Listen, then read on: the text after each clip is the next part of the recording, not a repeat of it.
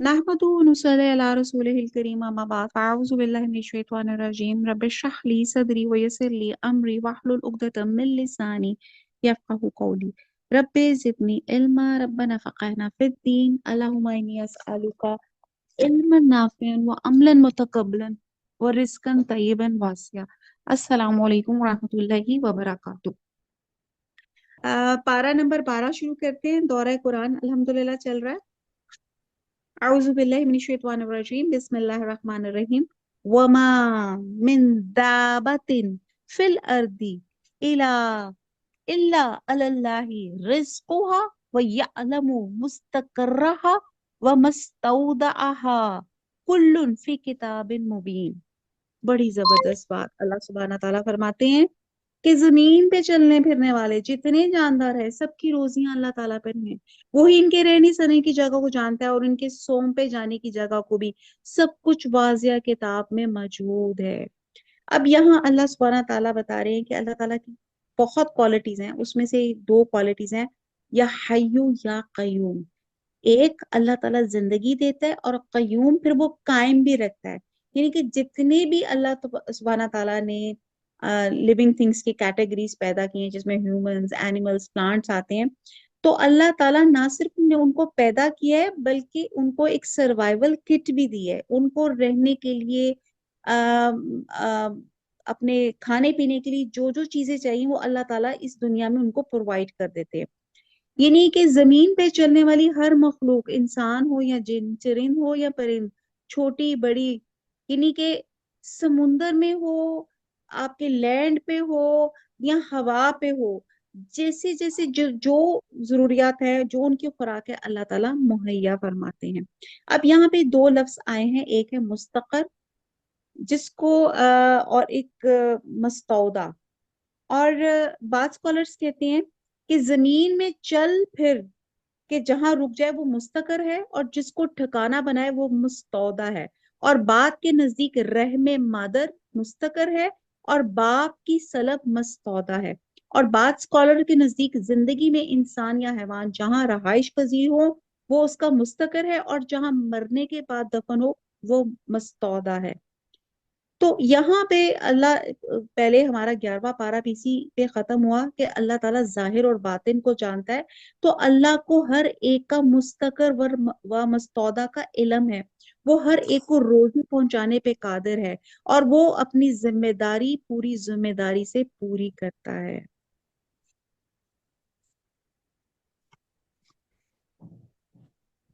अल्लाह ताला की शान है कि वो छोटी सी छोटी मखलूक का घोंसला, एक कीड़े का बल, उनकी तख्लीक और बका और उनके समाने जीस मुहैया करता है और हर आन उनकी नशोनुमा की खबर गिरी भी करता है कि कौन सा जानदार कहाँ है और कहाँ वो सौंपा गया है। और अल्लाह ताला ये सब चीजें करके कह रहे हैं कि मैं हर आन तुम्हारी निगरानी कर रहा हूँ। आखिर तुम मुझसे कैसे छुप सकते हो? एक रोज तुम्हें मेरे सामने हाजिर होना है, जवाब देना है।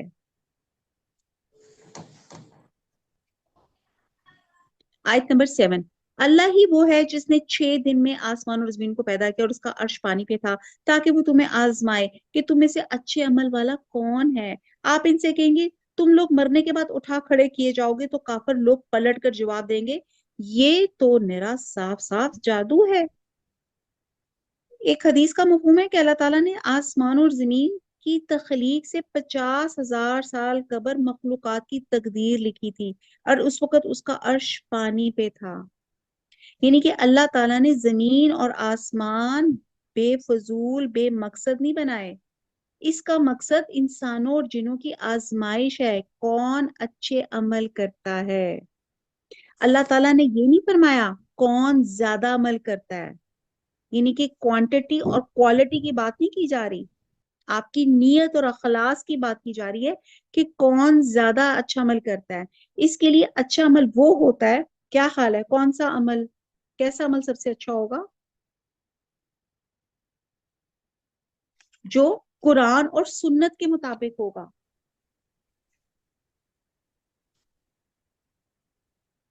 आयत नंबर 8।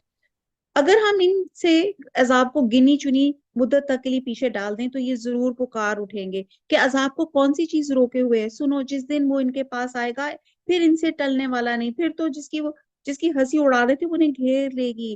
اگر ہم انسان کو اپنی کسی نعمت کا ذائقہ چکھا کر پھر اس سے لے لے تو وہ بہت نا امید اور بڑا ہی ناشکرا بن جاتا ہے۔ اگر ہم اسے کوئی نعمت چکھائیں اور اس چکھائیں اور اس سختی کے بعد جو اسے پہنچ چکی تو وہ کہنے لگتا ہے کہ بس برائیاں مجھ سے جاتی رہی، یقیناً وہ بڑا ہی اترانے والا شیخی خورا ہے۔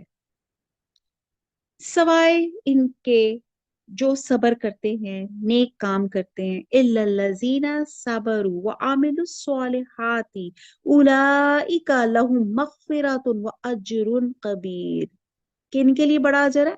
ان کے سوائے ان کے جو صبر کرتے ہیں اور نیک کاموں میں لگے رہتے ہیں، انہی لوگوں کے لیے بخشش بھی ہے اور بہت بڑا نیک بدلہ بھی۔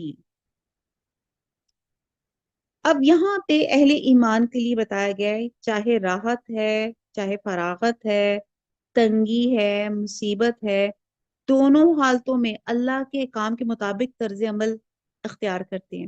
حدیث کا ایک مفہوم ہے، نبی صلی اللہ علیہ وسلم نے قسم کھا کے فرمایا، قسم اس ذات کی جس کے ہاتھ میں میری جان ہے، اللہ تعالیٰ مومن کے لیے جو بھی فیصلہ کرتا ہے اس میں اس کے لیے بہتری کا پہلو ہوتا ہے۔ اگر اس کو راحت پہنچتی ہے تو اس پہ اللہ کا شکر کرتا ہے، اس کے لیے بہت بہترینی کے اجر کا باعث ہے، اور اگر تکلیف پہنچتی ہے تو صبر کرتا ہے، یہ بھی اس کے لیے بہتر ہے، یعنی کہ اجر و ثواب کا باعث ہے۔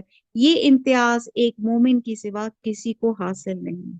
اور ایک اور حدیث کا مفہوم ہے کہ مومن کو جو بھی فکر و غم اور تکلیف پہنچتی ہے، حتیٰ کہ اسے کانٹا چبھتا ہے، تو اللہ تعالیٰ اس کی وجہ سے اس کی غلطیاں معاف فرما دیتے ہیں۔ سبحان اللہ۔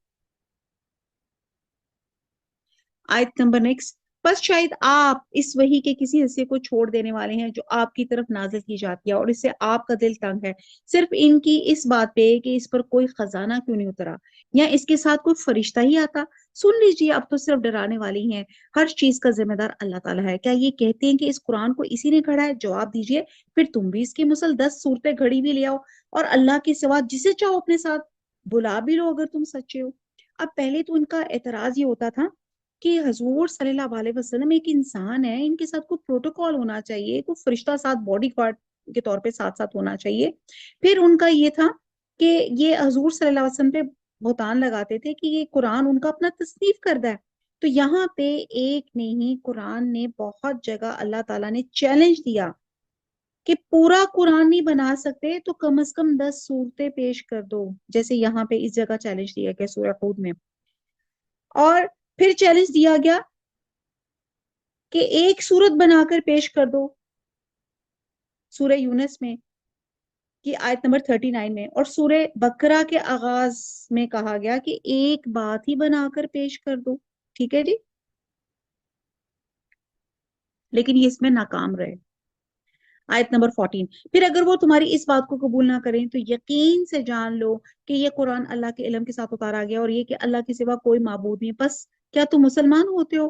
جو شخص دنیا کی زندگی اور اس کی زینت پہ فریضہ ہوا جاتا ہو، ہم ایسوں کو ان کے کل اعمال کا بدلہ یہیں بھرپور پہنچا دیتے ہیں اور یہاں انہیں کوئی کمی نہیں کی جاتی۔ ہاں، یہی وہ لوگ ہیں جن کے لیے آخرت میں سوائے آگ کے اور کچھ نہیں، اور جو کچھ انہوں نے وہاں کیا وہاں سب اکارت ہے، اور جو کچھ ان کے اعمال تھے سب کچھ برباد ہونے والے ہیں۔ کیا وہ شخص جو اپنے رب کے پاس کی دلیل پر ہو اور اس کے ساتھ اللہ کی طرف ان کا گواہ ہو اور اس سے پہلے موسیٰ کی کتاب گواہ ہو جو پیشوا اور رحمت ہے، اوروں کے برابر ہو سکتا ہے؟ یہی لوگ ہیں جو اس پر ایمان رکھتے ہیں، اور تمام فرقوں میں سے جو بھی اس کا منکر ہو اس کے آخری ابادے کی جگہ جہنم ہے۔ بس تو اس میں کسی قسم کا شبہ میں نہ رہے، یقیناً یہ تیرے رب کی جانب سے سراسر برحق ہے، لیکن اکثر لوگ ایمان لانے والے نہیں ہوتے۔ اب یہاں تمام فرقوں سے مراد روئے زمین پہ پائے جانے والے مذاہب، یہودی، عیسائی، زرتشی، بدھ مت، مجوسی، مشرقین، کفار، جو بھی حضور صلی اللہ علیہ وسلم پہ ایمان نہیں لائیں گے، ان کا ٹھکانہ جہنم ہے۔ ایک حدیث کا مفہوم ہے، قسم ہے اس ذات کی جس کے ہاتھ میں میری جان ہے، اس امت کے جس یہودی یا عیسائی نے بھی میری نبوت کی بابت سنا اور پھر مجھ پر ایمان نہیں لایا، وہ جہنم میں جائے گا۔ یہ صحیح مسلم کی حدیث کا مفہوم ہے۔ आयत नंबर 18, इससे बढ़कर जालिम कौन होगा जो अल्लाह पे झूठ बांधे। ये लोग अपने परवरदिगार के सामने पेश किए जाएंगे और सारे गवाह कहेंगे ये वो लोग हैं जिन्होंने अपने परवरदिगार पे झूठ बांधा। खबरदार हो, अल्लाह की लानत है जालिमों पर।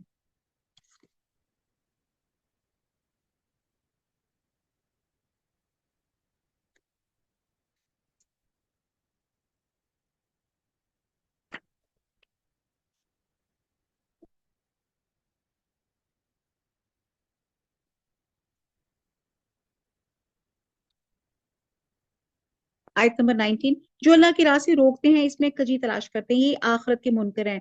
ना ये लोग दुनिया में अल्लाह को हरा सकते हैं, ना इसका कोई हमायती अल्लाह के सिवा हुआ।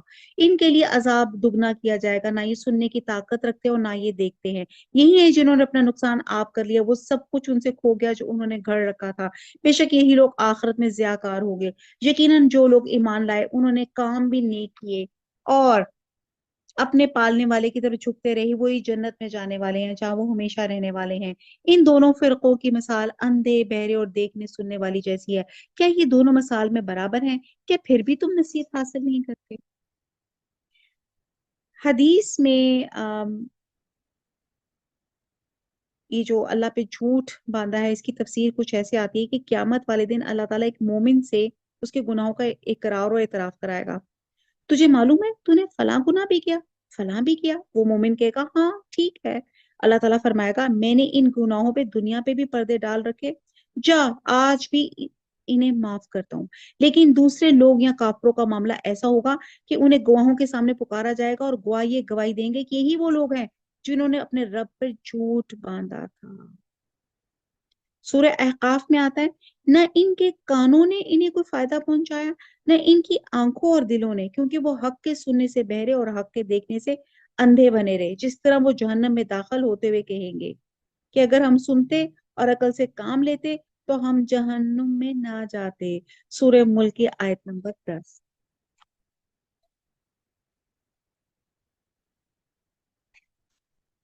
अल्लाह ताला कितनी बेहतरीन मिसालों से, आर्गुमेंट से बातों को समझाते हैं।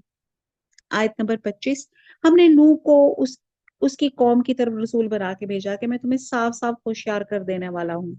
अब ये फिर वाकयात आ रहे हैं जिनसे हम लोगों ने इबरत हासिल करनी है। जैसे सूरह हशर में भी है कि जन्नती दोजखी के बराबर नहीं हो सकते। फिर एक और जगह पे है कि अंधा और देखने वाला बराबर नहीं, अंधेरे और रोशनी, साया और धूप बराबर नहीं, जिंदा और मुर्दे बराबर नहीं। ये सूरह फातर की आयत नंबर 19 से 22 तक है। और अब ये वाकयात का सिलसिला है और उम्मीद रखते हैं कि हम इसे इबरत हासिल करें उन नाफरमानियों से अवॉइड करें कि जिसकी वजह से इन कौमों पे अजाब आया। यकीन है हमने नूह को उसकी कौम की तरफ रसूल बना के भेजा कि मैं तुम्हें साफ साफ होशियार कर देने वाला हूँ कि तुम सिर्फ अल्लाह की इबादत करो। मुझे तो तुम पर दर्दनाक दिन के अजाब का खौफ है। यानी कि अगर दावत तौहीद नहीं एक्सेप्ट की तो अजाब इलाही से बच नहीं सकोगे। इसकी कौम के काफरों के सरदारों ने जवाब दिया कि हम तो तुझे अपना जैसा इंसान ही देखते हैं और तेरे ताबेदारों को भी हम सरसरी नजर में देखते हैं, सवाए नीच और मोटी अकल वालों के और कोई नहीं। हम तो तुम्हारी किसी किस्म की बर्तरी अपने ऊपर नहीं देख रहे, बल्कि हम तो तुम्हें झूठा समझ रहे हैं। हक की तारीख में ये बात गवाह है कि हर दौर में हक को अपनाने वाले वो लोग होते हैं जिन्हें हम माशरे में कमतर समझे जाते हैं। साबे हैसियत और खुशहाल तबका इससे महरूम होता है। हत्ता कि ये चीज पैगंबरों के पैरोकारों की अलामत बन गई। चुनाचे जब शाह रोम हरकल ने हजरत अबू सफियान से नबी सल्लल्लाहु अलैहि वसल्लम की बाबत पूछा तो उसमें उनसे एक बात ये भी पूछी कि इसके पैरोकार माशरे के मौजूद समझे जाने वाले लोग हैं या कमजोर लोग। तो हजरत अबू सफियान ने जवाब दिया कमजोर लोग।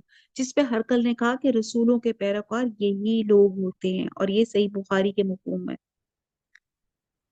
और खुशहाल तबका ही सबसे पहले पैगंबरों की तकजीब करता है। ये सूरह ज़ुखरफ में आयत नंबर 23 में है।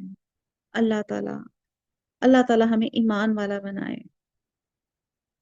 और ये जो अहले ईमान कहते थे ना मोटी अकल, یہ موٹی والی عقل والے ہیں کہ اللہ کا رسول انہیں جس طرف چاہتے ہیں موڑ دیتے ہیں، یہ مڑ جاتے ہیں، اور جس چیز سے روک دیتا ہے رک جاتے ہیں۔ تو یہ بھی اہل ایمان کی ایک بڑی خوبی ہے، بلکہ ایمان کا لازمی تقاضا ہے، جس کو کہتے ہیں سمعنا و اطعنا، ہم نے سنا اور ہم نے اطاعت۔ آیت نمبر 28، نوح نے کہا میری قوم والو مجھے بتاؤ تو، اگر میں اپنے رب کی طرف سے کسی دلیل پر ہوں اور مجھے اس نے اپنے پاس کی کوئی رحمت عطا کی ہو، پھر وہ تمہاری نگاہوں میں نہ آئی تو کیا زبردستی میں سے تمہارے گلے موٹ دوں، حالانکہ تم اس سے بیزار ہو؟ میری قوم والو میں تم سے اس پر کوئی مال نہیں مانگتا، میرا ثواب تو صرف اللہ تعالیٰ کے پاس ہے، نہ میں ایمانداروں کو اپنے پاس سے نکال سکتا ہوں، انہیں اپنے رب سے ملنا ہے، لیکن میں دیکھتا ہوں کہ تم لوگ جہالت کر رہے ہو۔ اب اس سے پتہ چلتا ہے کہ قوم نوح کے سرداروں نے بھی معاشرے میں کمزور سمجھنے والے اہل ایمان کو حضرت نوح علیہ السلام سے اپنی مجلس یا اپنے قرب سے دور رکھنے کا مطالبہ کیا ہوگا۔ جیسے دیکھا جائے تو اسی طرح جو تھے مکہ کے رئیسوں نے، قریش کے سرداروں نے حضور صلی اللہ علیہ وسلم سے مطالبہ کیا تھا، جس پہ اللہ تعالیٰ نے قرآن کریم کی آیات نازل فرما دی تھی۔ سورہ انعام کی آیت نمبر 52، کہ اے پیغمبر ان لوگوں کو جو اب کو اپنے سے دور مت کرو، جو صبح شام اپنے رب کو پکارتے ہیں۔ اور سورہ قحف میں بھی آیت نمبر 28 میں ہے کہ اپنے نفسوں کو ان لوگوں سے ساتھ جوڑے رکھیے جو اپنے رب کو صبح شام پکارتے ہیں اور اپنے رب کی رضا چاہتے ہیں، آپ کی آنکھیں ان سے گزر کے کسی اور کی طرف تجاوز نہ کریں۔ آیت نمبر 30، میری قوم کے لوگوں اگر میں ان مومنوں کو اپنے پاس سے نکال دوں تو اللہ کے مقابلے میں میری مدد کون کر سکتا ہے؟ کیا تم کچھ بھی غور و فکر نہیں کرتے؟ میں تم سے نہیں کہتا کہ میرے پاس اللہ کے خزانے ہیں، سنو میں غیب کا علم بھی نہیں رکھتا، نہ میں یہ کہتا ہوں میں کوئی فرشتہ ہوں، نہ میرا یہ قول ہے جن پہ تمہاری نگاہیں ذلت سے پڑ رہی ہیں کہ انہیں اللہ تعالیٰ کوئی نعمت دے گا ہی نہیں، ان کے دل میں جو ہے اسے اللہ تعالیٰ خوب جانتا ہے، اگر میں ایسی بات کہوں تو یقیناً میرا شمار ظالموں میں ہوگا۔ آپ دیکھیں ان کی سپیچ کتنی کلیئر کٹ تھی، کتنی عاجزی تھی، اور کتنا اللہ پہ یقین تھا، اور یہ اللہ ہی کو پروموٹ کرے تھے، اللہ کی وحدانیت کو۔ آیت نمبر 32، قوم کے لوگوں نے کہا اے نوح تو نے ہم سے بحث کر لی، خوب بحث کر لی، بات اب تو جس چیز میں ہمیں دمکار ہے ہمارے پاس لیا، اگر تو سچوں میں سے ہے۔ جواب دیا گیا کہ اسے بھی اللہ تعالیٰ ہی لائے گا اگر وہ چاہے، ہاں تم اسے ہرانے والے نہیں ہو۔ پھر بتایا گیا کہ یہ عذاب بھی لانا یہ اللہ کے کنٹرول میں ہے، اور ہم اللہ کو ہرا نہیں سکتے۔ آپ پارا جو ہے 12 سٹارٹ کیسے ہوا کہ اللہ تعالیٰ نے دنیا کی ہر چیز کو پیدا کیا اور پیدا ہونے کے ساتھ ان کا رزق بھی دیا، اور پھر اللہ تعالیٰ ظاہر باطن سب کو جانتا ہے، نہ ہم اللہ سے چھپ سکتے ہیں نہ اللہ تعالیٰ سے بھاگ سکتے ہیں۔ سوچے آپ اللہ سے بھاگ کر کہاں جائیں گے؟ بھاگیں کوئی فراری پکڑ لیں، کوئی ٹرین پکڑ لیں، کوئی آ, وہ پکڑ لیں، چلے یہاں سے اس دنیا سے کوئی آسمان سے کوئی جیٹ پکڑ کے کسی اور گلیکسی میں چلے جائیں کہ کیا حال ہے؟ اللہ وہاں نہیں ہوگا، اللہ ہر جگہ میں پالے گا۔ آیت نمبر 34، تمہیں میری خیر خواہ کچھ بھی نفع نہیں دے سکتی، گو میں کتنی تمہاری خیر خواہ کیوں نہ چاہوں، بشرطے کہ اللہ کا ارادہ تمہیں گمراہ کرنے کا ہو، وہی تم سب کا پروردگار ہے اور اسی کی طرف لوٹائے جاؤ گو۔ کیا یہ کہتے ہیں کہ اسے خود ہی اسی نے گھڑ لیا؟ تو جواب دے کہ اگر میں نے اسے گھڑ لیا ہو تو میرا گناہ مجھ پر ہے اور میں ان گناہوں سے بری ہوں جو تم کر رہے ہو۔ نوح کی طرف وہی بھیجی گئی کہ تیری قوم میں سے جو ایمان لا چکے ہیں ان کے سوا کوئی اب ایمان لائے گا ہی نہیں، بس تو ان ظالموں تو بس تو ان کاموں پہ غمگین نہ ہو۔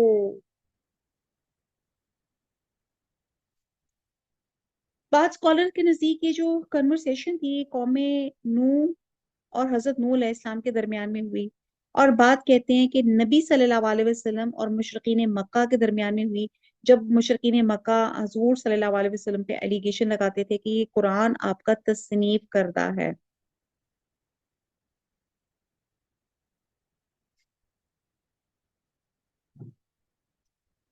تو جس پر تھا کہ یہ آم، ان کو یہ بتایا گیا تھا کہ اگر میں غلط ہوں تو اس کا وبال مجھ پہ پڑے گا،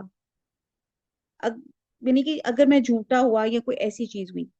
اور پھر یہ بھی بات ہے کہ جب قوم نوح نے عذاب کا مطالبہ کیا اور حضرت نوح علیہ السلام نے بارگاہ الہی میں دعا کی کہ یا رب زمین پہ ایک کافر بھی بسنے والا نہ رہنے دے، اللہ نے فرمایا اب مزید کوئی ایمان نہیں لائے گا، تو ان پہ غم مت کھا۔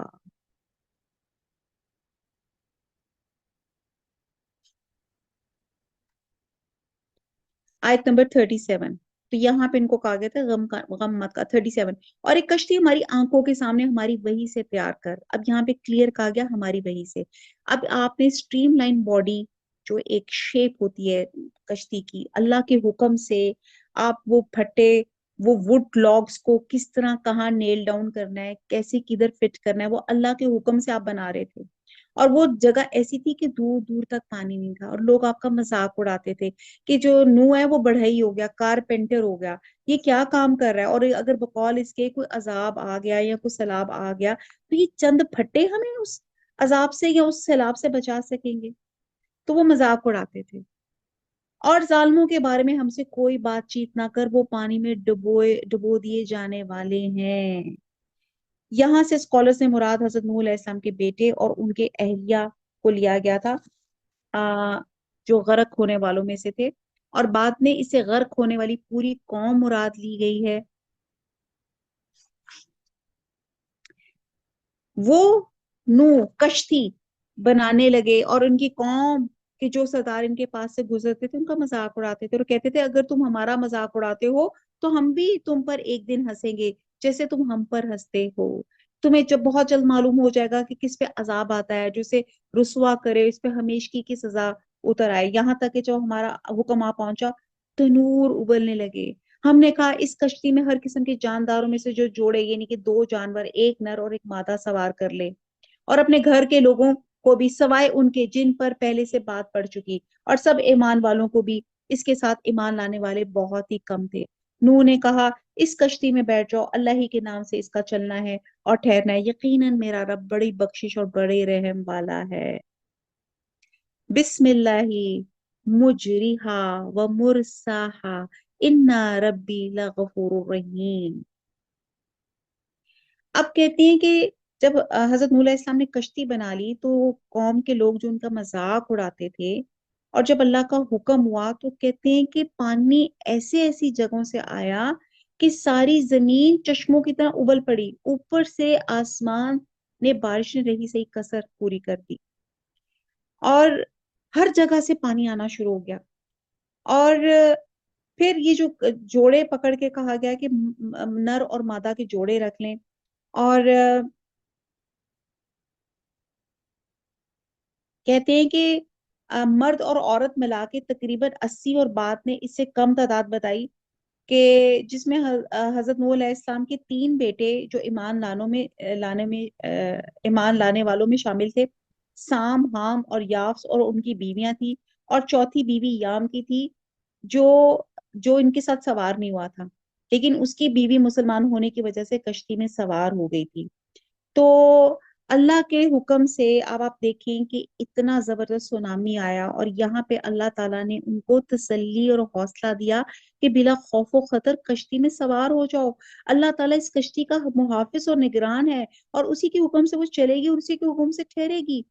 اور اللہ تعالیٰ نے ایک دوسرے مقام پہ فرمایا اے نوح علیہ السلام جب تو اور تیرے ساتھی کشتی میں آرام سے بیٹھ جائیں تو کہہ دیجئے گا الحمدللہ الذی نجانا من القوم الظالمین وقل وقل رب انزلنی منزلا مبارکا وانت خیر المنزلین۔ سورہ مومنون کی آیت نمبر 28۔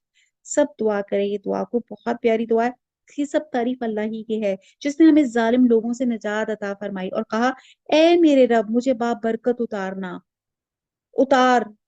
اور تو ہی بہتر اتارنے والا ہے۔ اور بعض اسکالرز نے کشتی یا سواری پہ بیٹھتے وقت یہ بھی دعا سکھائی کہ ایک تو یہ جو ہم پڑھے نا بسم اللہ مجرہا و مرسہا، اور ایک اور حدیث میں یہ بھی ہے کہ 3 دفعہ اللہ اکبر اللہ اکبر اللہ اکبر، سبحان الذی سخر لنا ھذا وما كنا له مقرنین وانا الی ربنا لمنقلبون۔ یہ بھی سورہ زخرف کی آیت نمبر 13-14 پڑھنا ثابت ہے۔ تو بہرحال سورہ جب زمین پہ پانی تھا، حتیٰ کہ پہاڑ بھی پانی میں ڈوبے ہوئے تھے، تو یہ کشتی حضرت نوح علیہ السلام اور ان کے ساتھیوں کو اپنے دامن میں سمیٹ کے اللہ کے حکم سے اس کی حفاظت میں پہاڑ کی طرف روا دوا ہو گئی۔ ورنہ آپ سوچیں اتنی طوفانی پانی میں کشتی کی کیا حیثیت لگتی ہے، تو یہ بھی اللہ تعالیٰ کا بہت بڑا احسان تھا۔ سورہ قمر کی آیت نمبر 13-14 ہے کہ ہم نے اسے تختوں اور کیلوں والی کشتی میں سوار کیا جو ہماری آنکھوں کے سامنے چل رہی تھی، بدلہ اس کی طرف سے جس کا کفر کیا گیا۔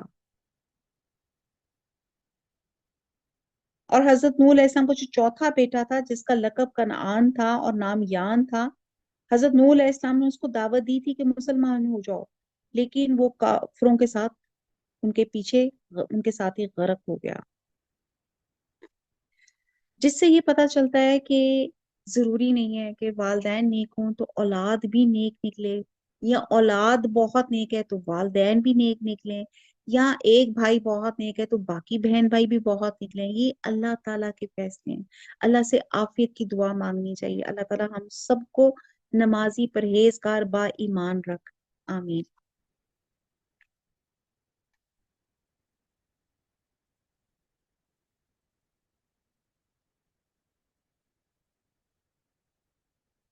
تو حضرت نوح علیہ السلام نے دعا کی آیت نمبر 41 میں، اس کشتی میں بیٹھ جاؤ، اللہ ہی کے نام سے اس کا چلنا اور ٹھہرنا، یقیناً میرا رب بڑی بخشش اور بڑی رحم والا ہے۔ آیت نمبر 42، وہ کشتی نے لے کے موجوں میں پہاڑ کی طرف جا رہی تھی، اور نوح نے اپنے لڑکے کو جو کنارے پہ تھا پکار کے کہا، اے میرے پیارے بچے ہمارے ساتھ سوار ہو جاؤ اور کافروں میں شامل نہ ہو۔ اس نے جواب دیا، میں تو کسی بڑے پہاڑ کی طرف پناہ میں آ جاؤں گا جو مجھے پانی سے بچا لے گا۔ نوح نے کہا، آج اللہ کے عمر سے بچانے والا کوئی نہیں، صرف وہی بچیں گے جن پہ اللہ تعالیٰ کا رحم ہوا۔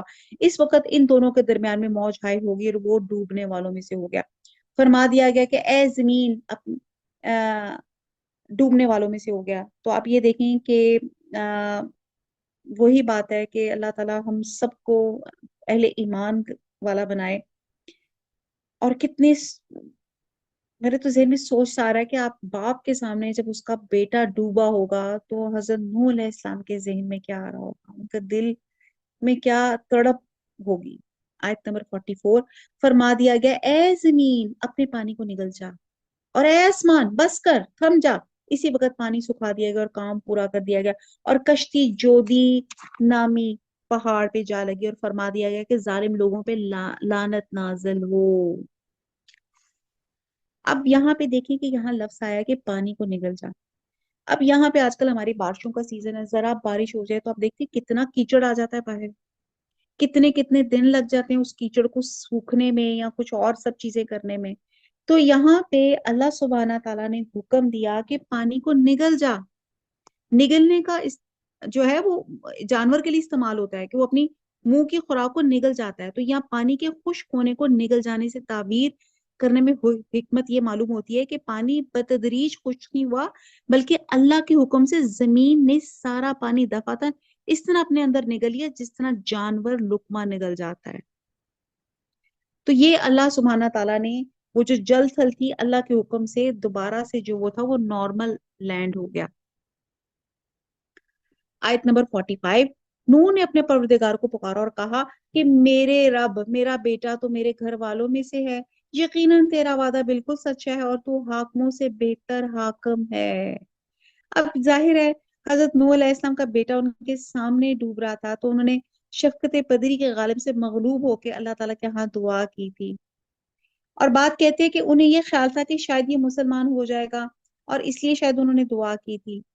تو حضرت نوح علیہ السلام نے قرابت نسبی کا لحاظ کرتے ہوئے اسے اپنا بیٹا قرار دیا تھا، لیکن اللہ تعالیٰ نے ایمان کی بنیاد پر قرابت دینی کے اعتبار سے اس بات کی نفی فرمائی کہ وہ تیرے گھرانے سے نہیں ہے، اس لیے کہ ایک نبی کا اصل گھرانہ تو وہی ہوتا ہے جس جو اس پر ایمان لائے، چاہے وہ کوئی بھی ہو۔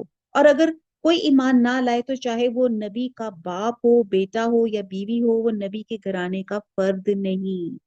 یہ بات ہمیں سوچنے والی ہے، اور اس سوچ پہ ہمیں اس چیز پہ فخر ہونا چاہیے کہ ہم امت محمدیہ کا فرد ہیں۔ الحمدللہ اللہ تعالیٰ نے ہمیں مسلمان کیا، ہمیں شرف بخشا کہ ہم خاتم النبیین ان کی امت کے فرد ہیں۔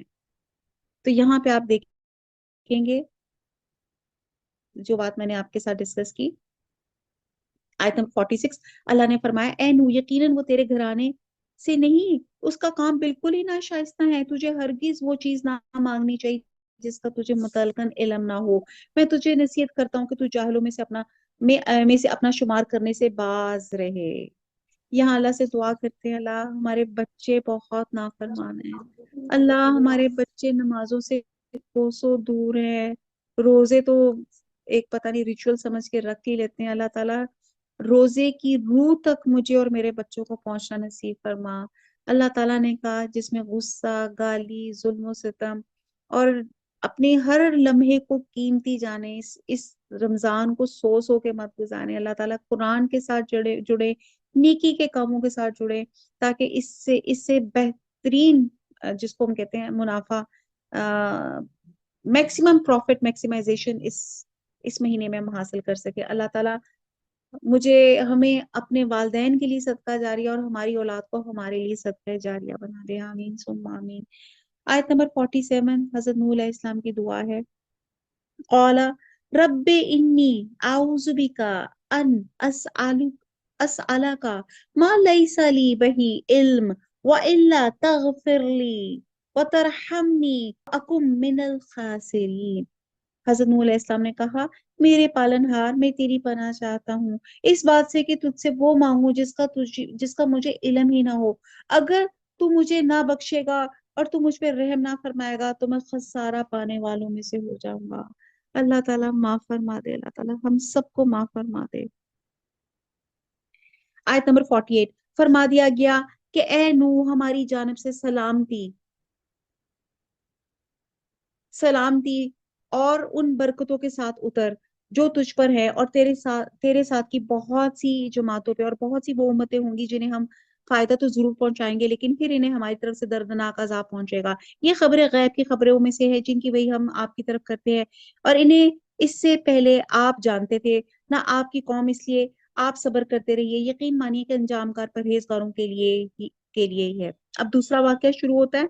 पहले भी सारे काम जो थे, इंसान जो है नस्यान से बना है, भूल जाता है, तो अल्लाह ताला बार बार ये वाकया सुना के कह रहे हैं कि इबरत पकड़ें।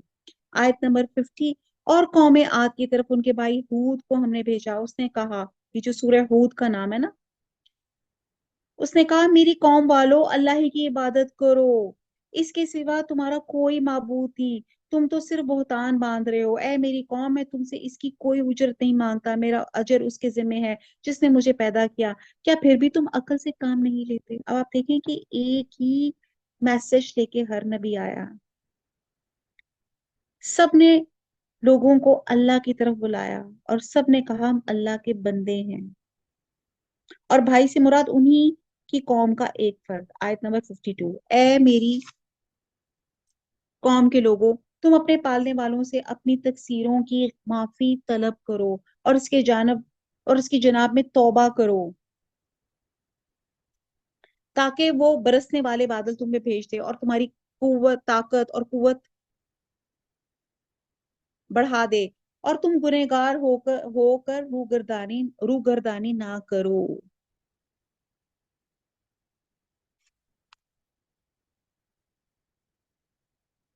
अब यहाँ पे तौबा की जो बात की जा रही है,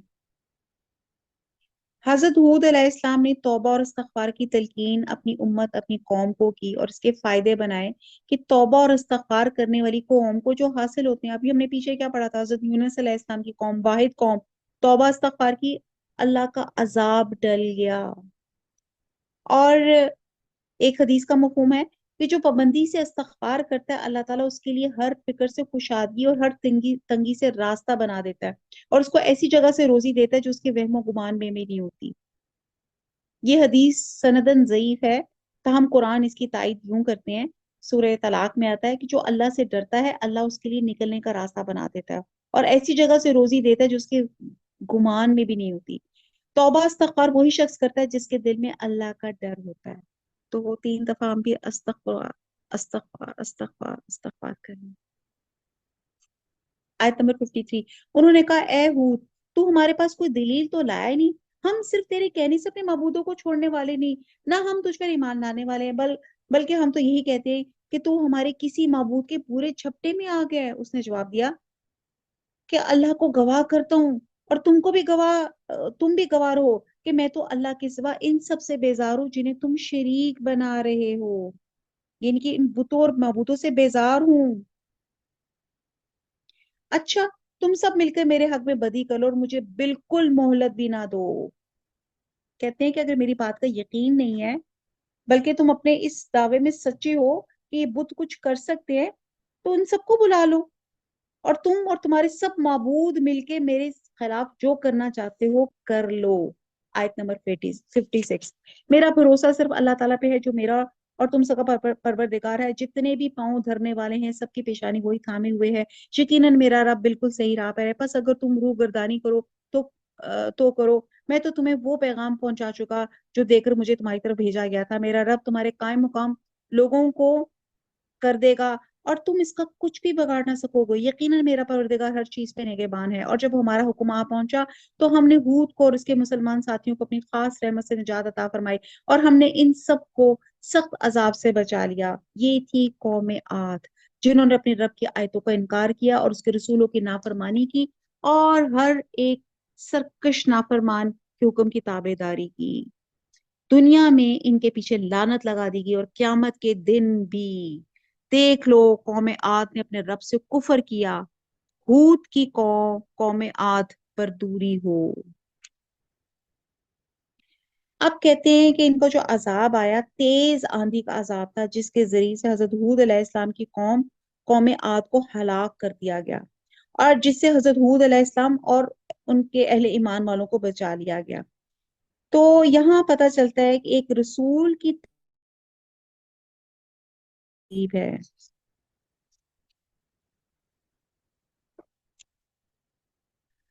اور یہاں پہ جو لعنت لگا دی، لعنت کا مطلب ہوتا ہے اللہ کی رحمت سے دوری۔ اللہ تعالی ہم سب کے اوپر رحمت جو ہے انڈیل دے۔ اللہ اب رحیم ہے، رحمان ہے، 70 ماؤں سے زیادہ پیار کرنے والے ہیں۔ اللہ ہم سب کو اللہ تعالیٰ اس رمضان کے صدقے، اس پیارے مہینے کے صدقے اللہ تعالیٰ ہم سب کو معاف فرما دے، ہمارے دلوں کو پاک اور صاف کر دے۔ آمین آیت نمبر آمین 61۔ اب تیسرا واقعہ آ رہا ہے۔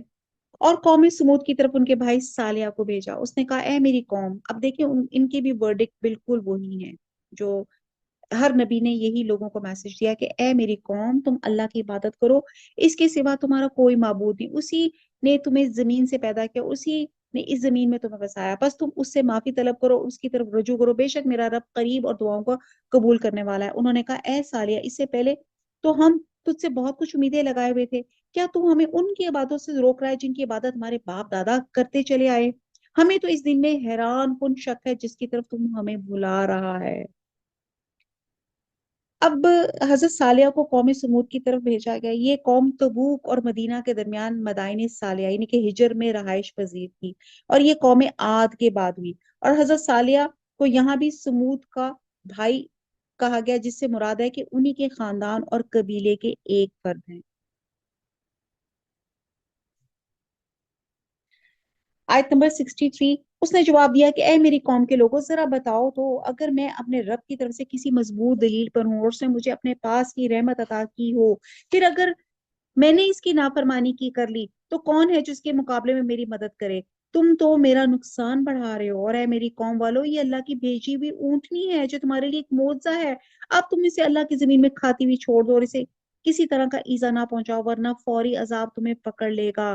پھر بھی ان لوگوں نے اس اونٹنی کے پاؤں کاٹ ڈالے اور اس پر صالحہ نے کہا اچھا تم اپنے گھروں میں 3 دن تک رہ سہ لو، یہ وعدہ جھوٹا نہیں۔ پھر جب ہمارا فرمان آ پہنچا تو ہم نے صالحہ کو ان پر ایمان لانے والوں کو اپنی رحمت سے اس سے بھی بچا لیا اور اس دن کی رسوائی سے بھی، یقیناً تیرا رب نہایت توانا اور غالب ہے۔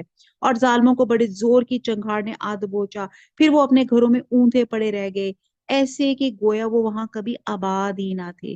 آگاہ رہو کہ قوم سمود نے اپنے رب سے کفر کیا، سن لو ان سمودیوں پہ پھٹکار ہے۔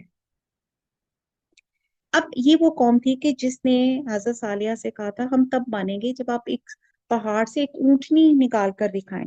اللہ تعالیٰ نے ان کے آنکھوں کے سامنے ایک پہاڑ یا چٹان سے ایک اونٹنی کو برآمد کیا اور اسے ناقت اللہ، اللہ کی اونٹنی کہا گیا، کیونکہ خاص اللہ کے حکم سے معجزانہ طور پر اس میں سے ظاہر ہوئی تھی، پہاڑ سے ظاہر ہوئی تھی۔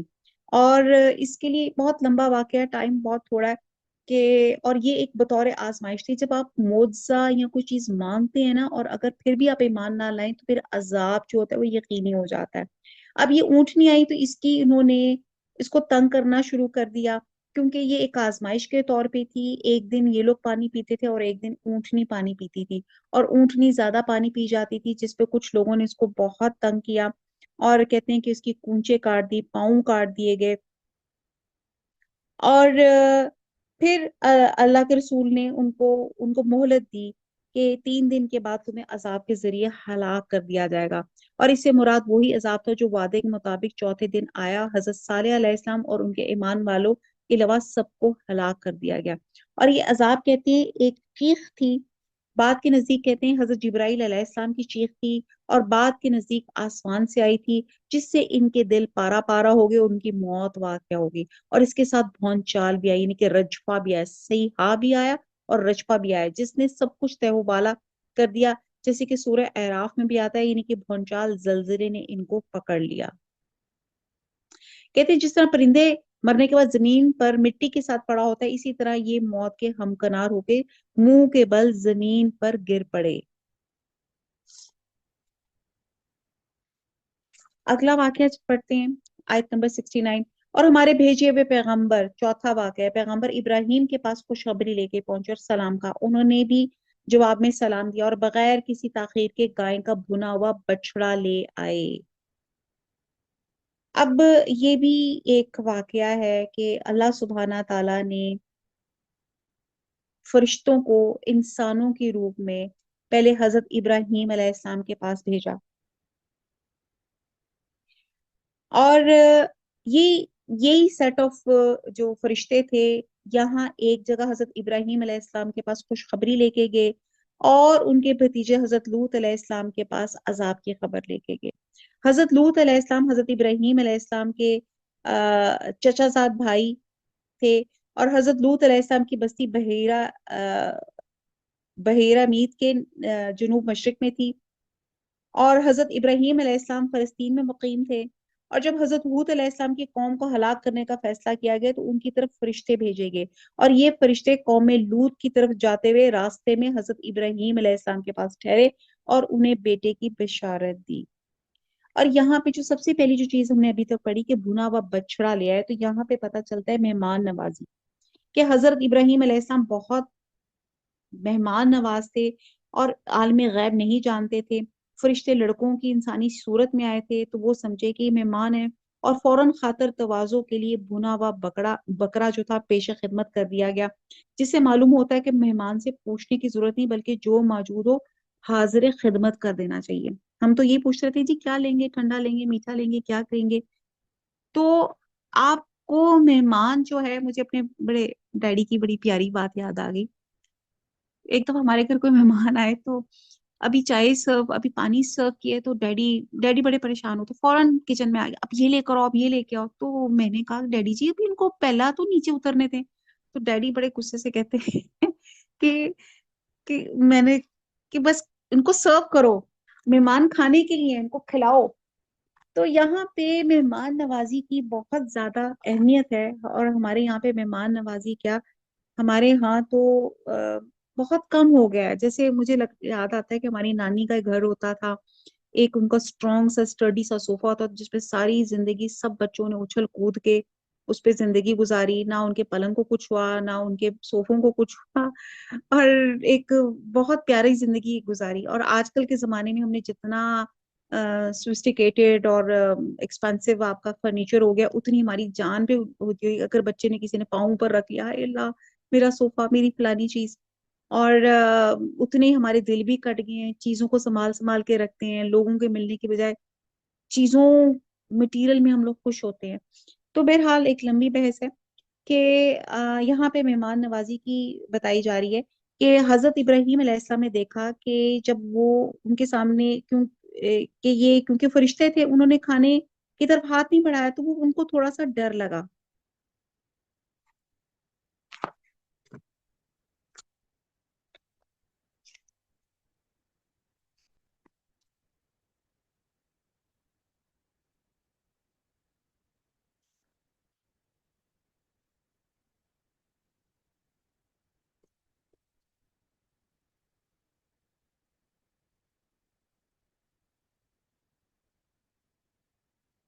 اب یہ جو فرشتے آئے تھے اللہ تعالیٰ نے ان کو دو حکم لے کے بھیجا تھا. ایک تو یہ تھا کہ قوم لوط کی ہلاکت، اور دوسری حضرت سارہ کے بطن سے حضرت اسحاق کی پیدائش اور ان سے حضرت یعقوب علیہ السلام کی جو پیدائش تھی. تو یہاں پہ یہ وہ ہے بات ہے. اور یہاں پہ جو ہمیں بات جو پتہ چلتی ہے کہ حضرت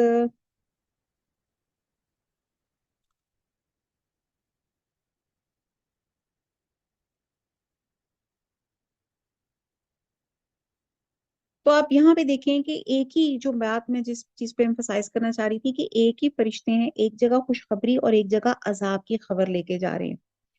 اور فرشتوں نے ان دونوں باتوں کی خبر دی، ایک طرف ایمان اور نیک عملی کی کامیابی کا اعلان، اور دوسری طرف انکار اور بد عملی کی ہلاک تھے.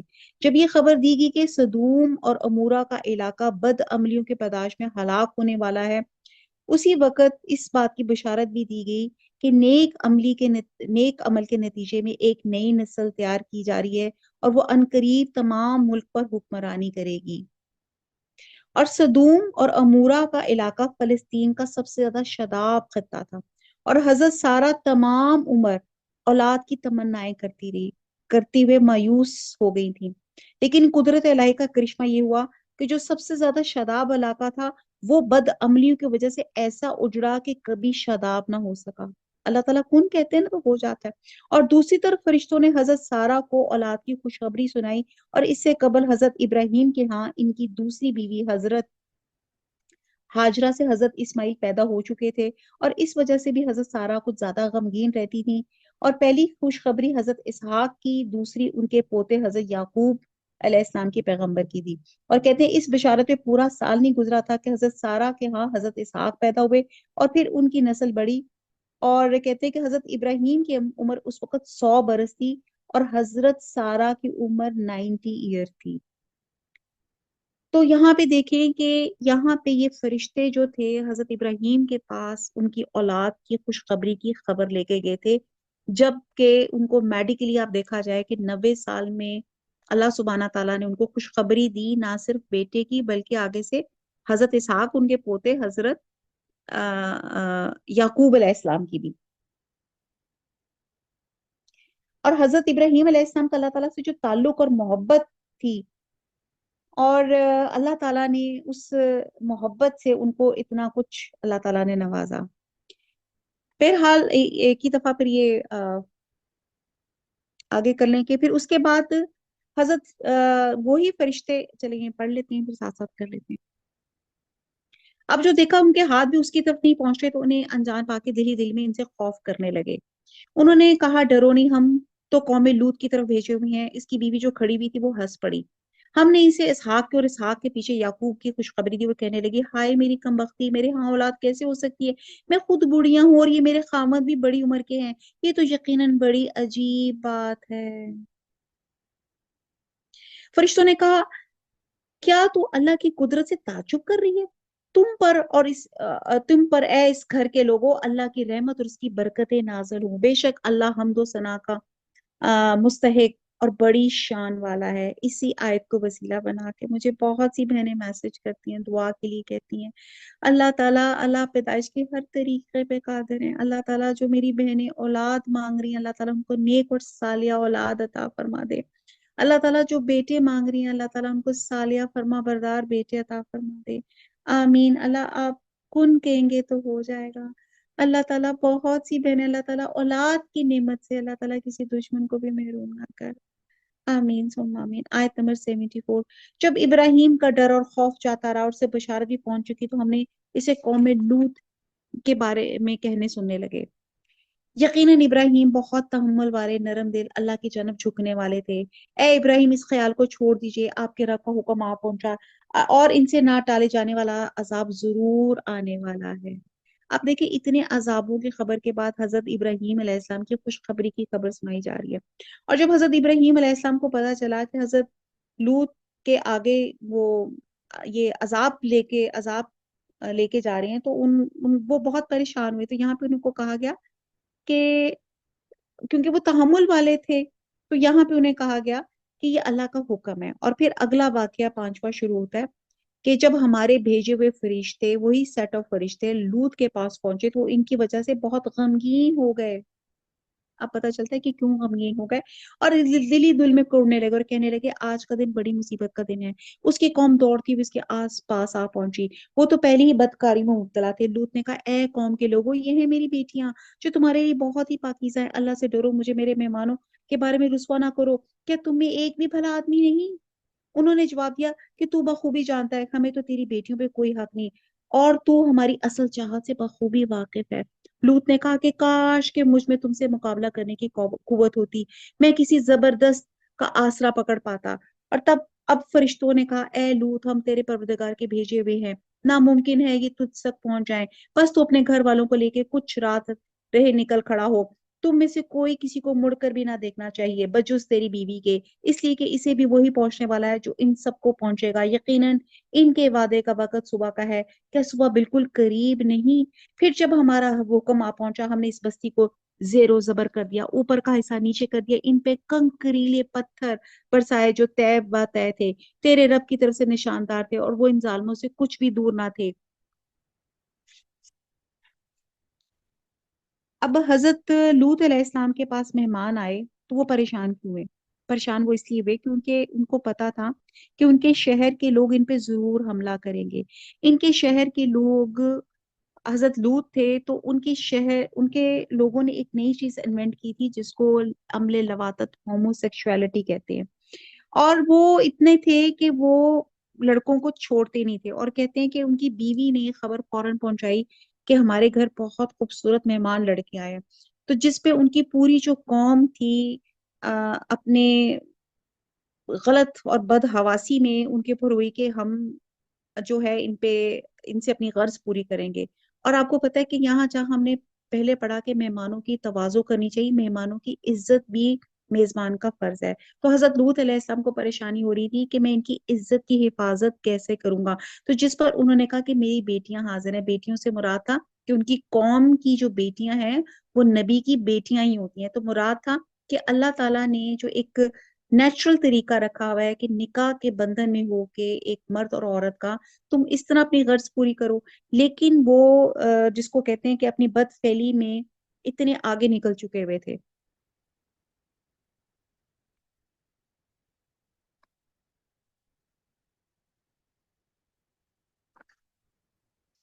بہرحال، اور کیونکہ ان کی بیوی بھی جو تھی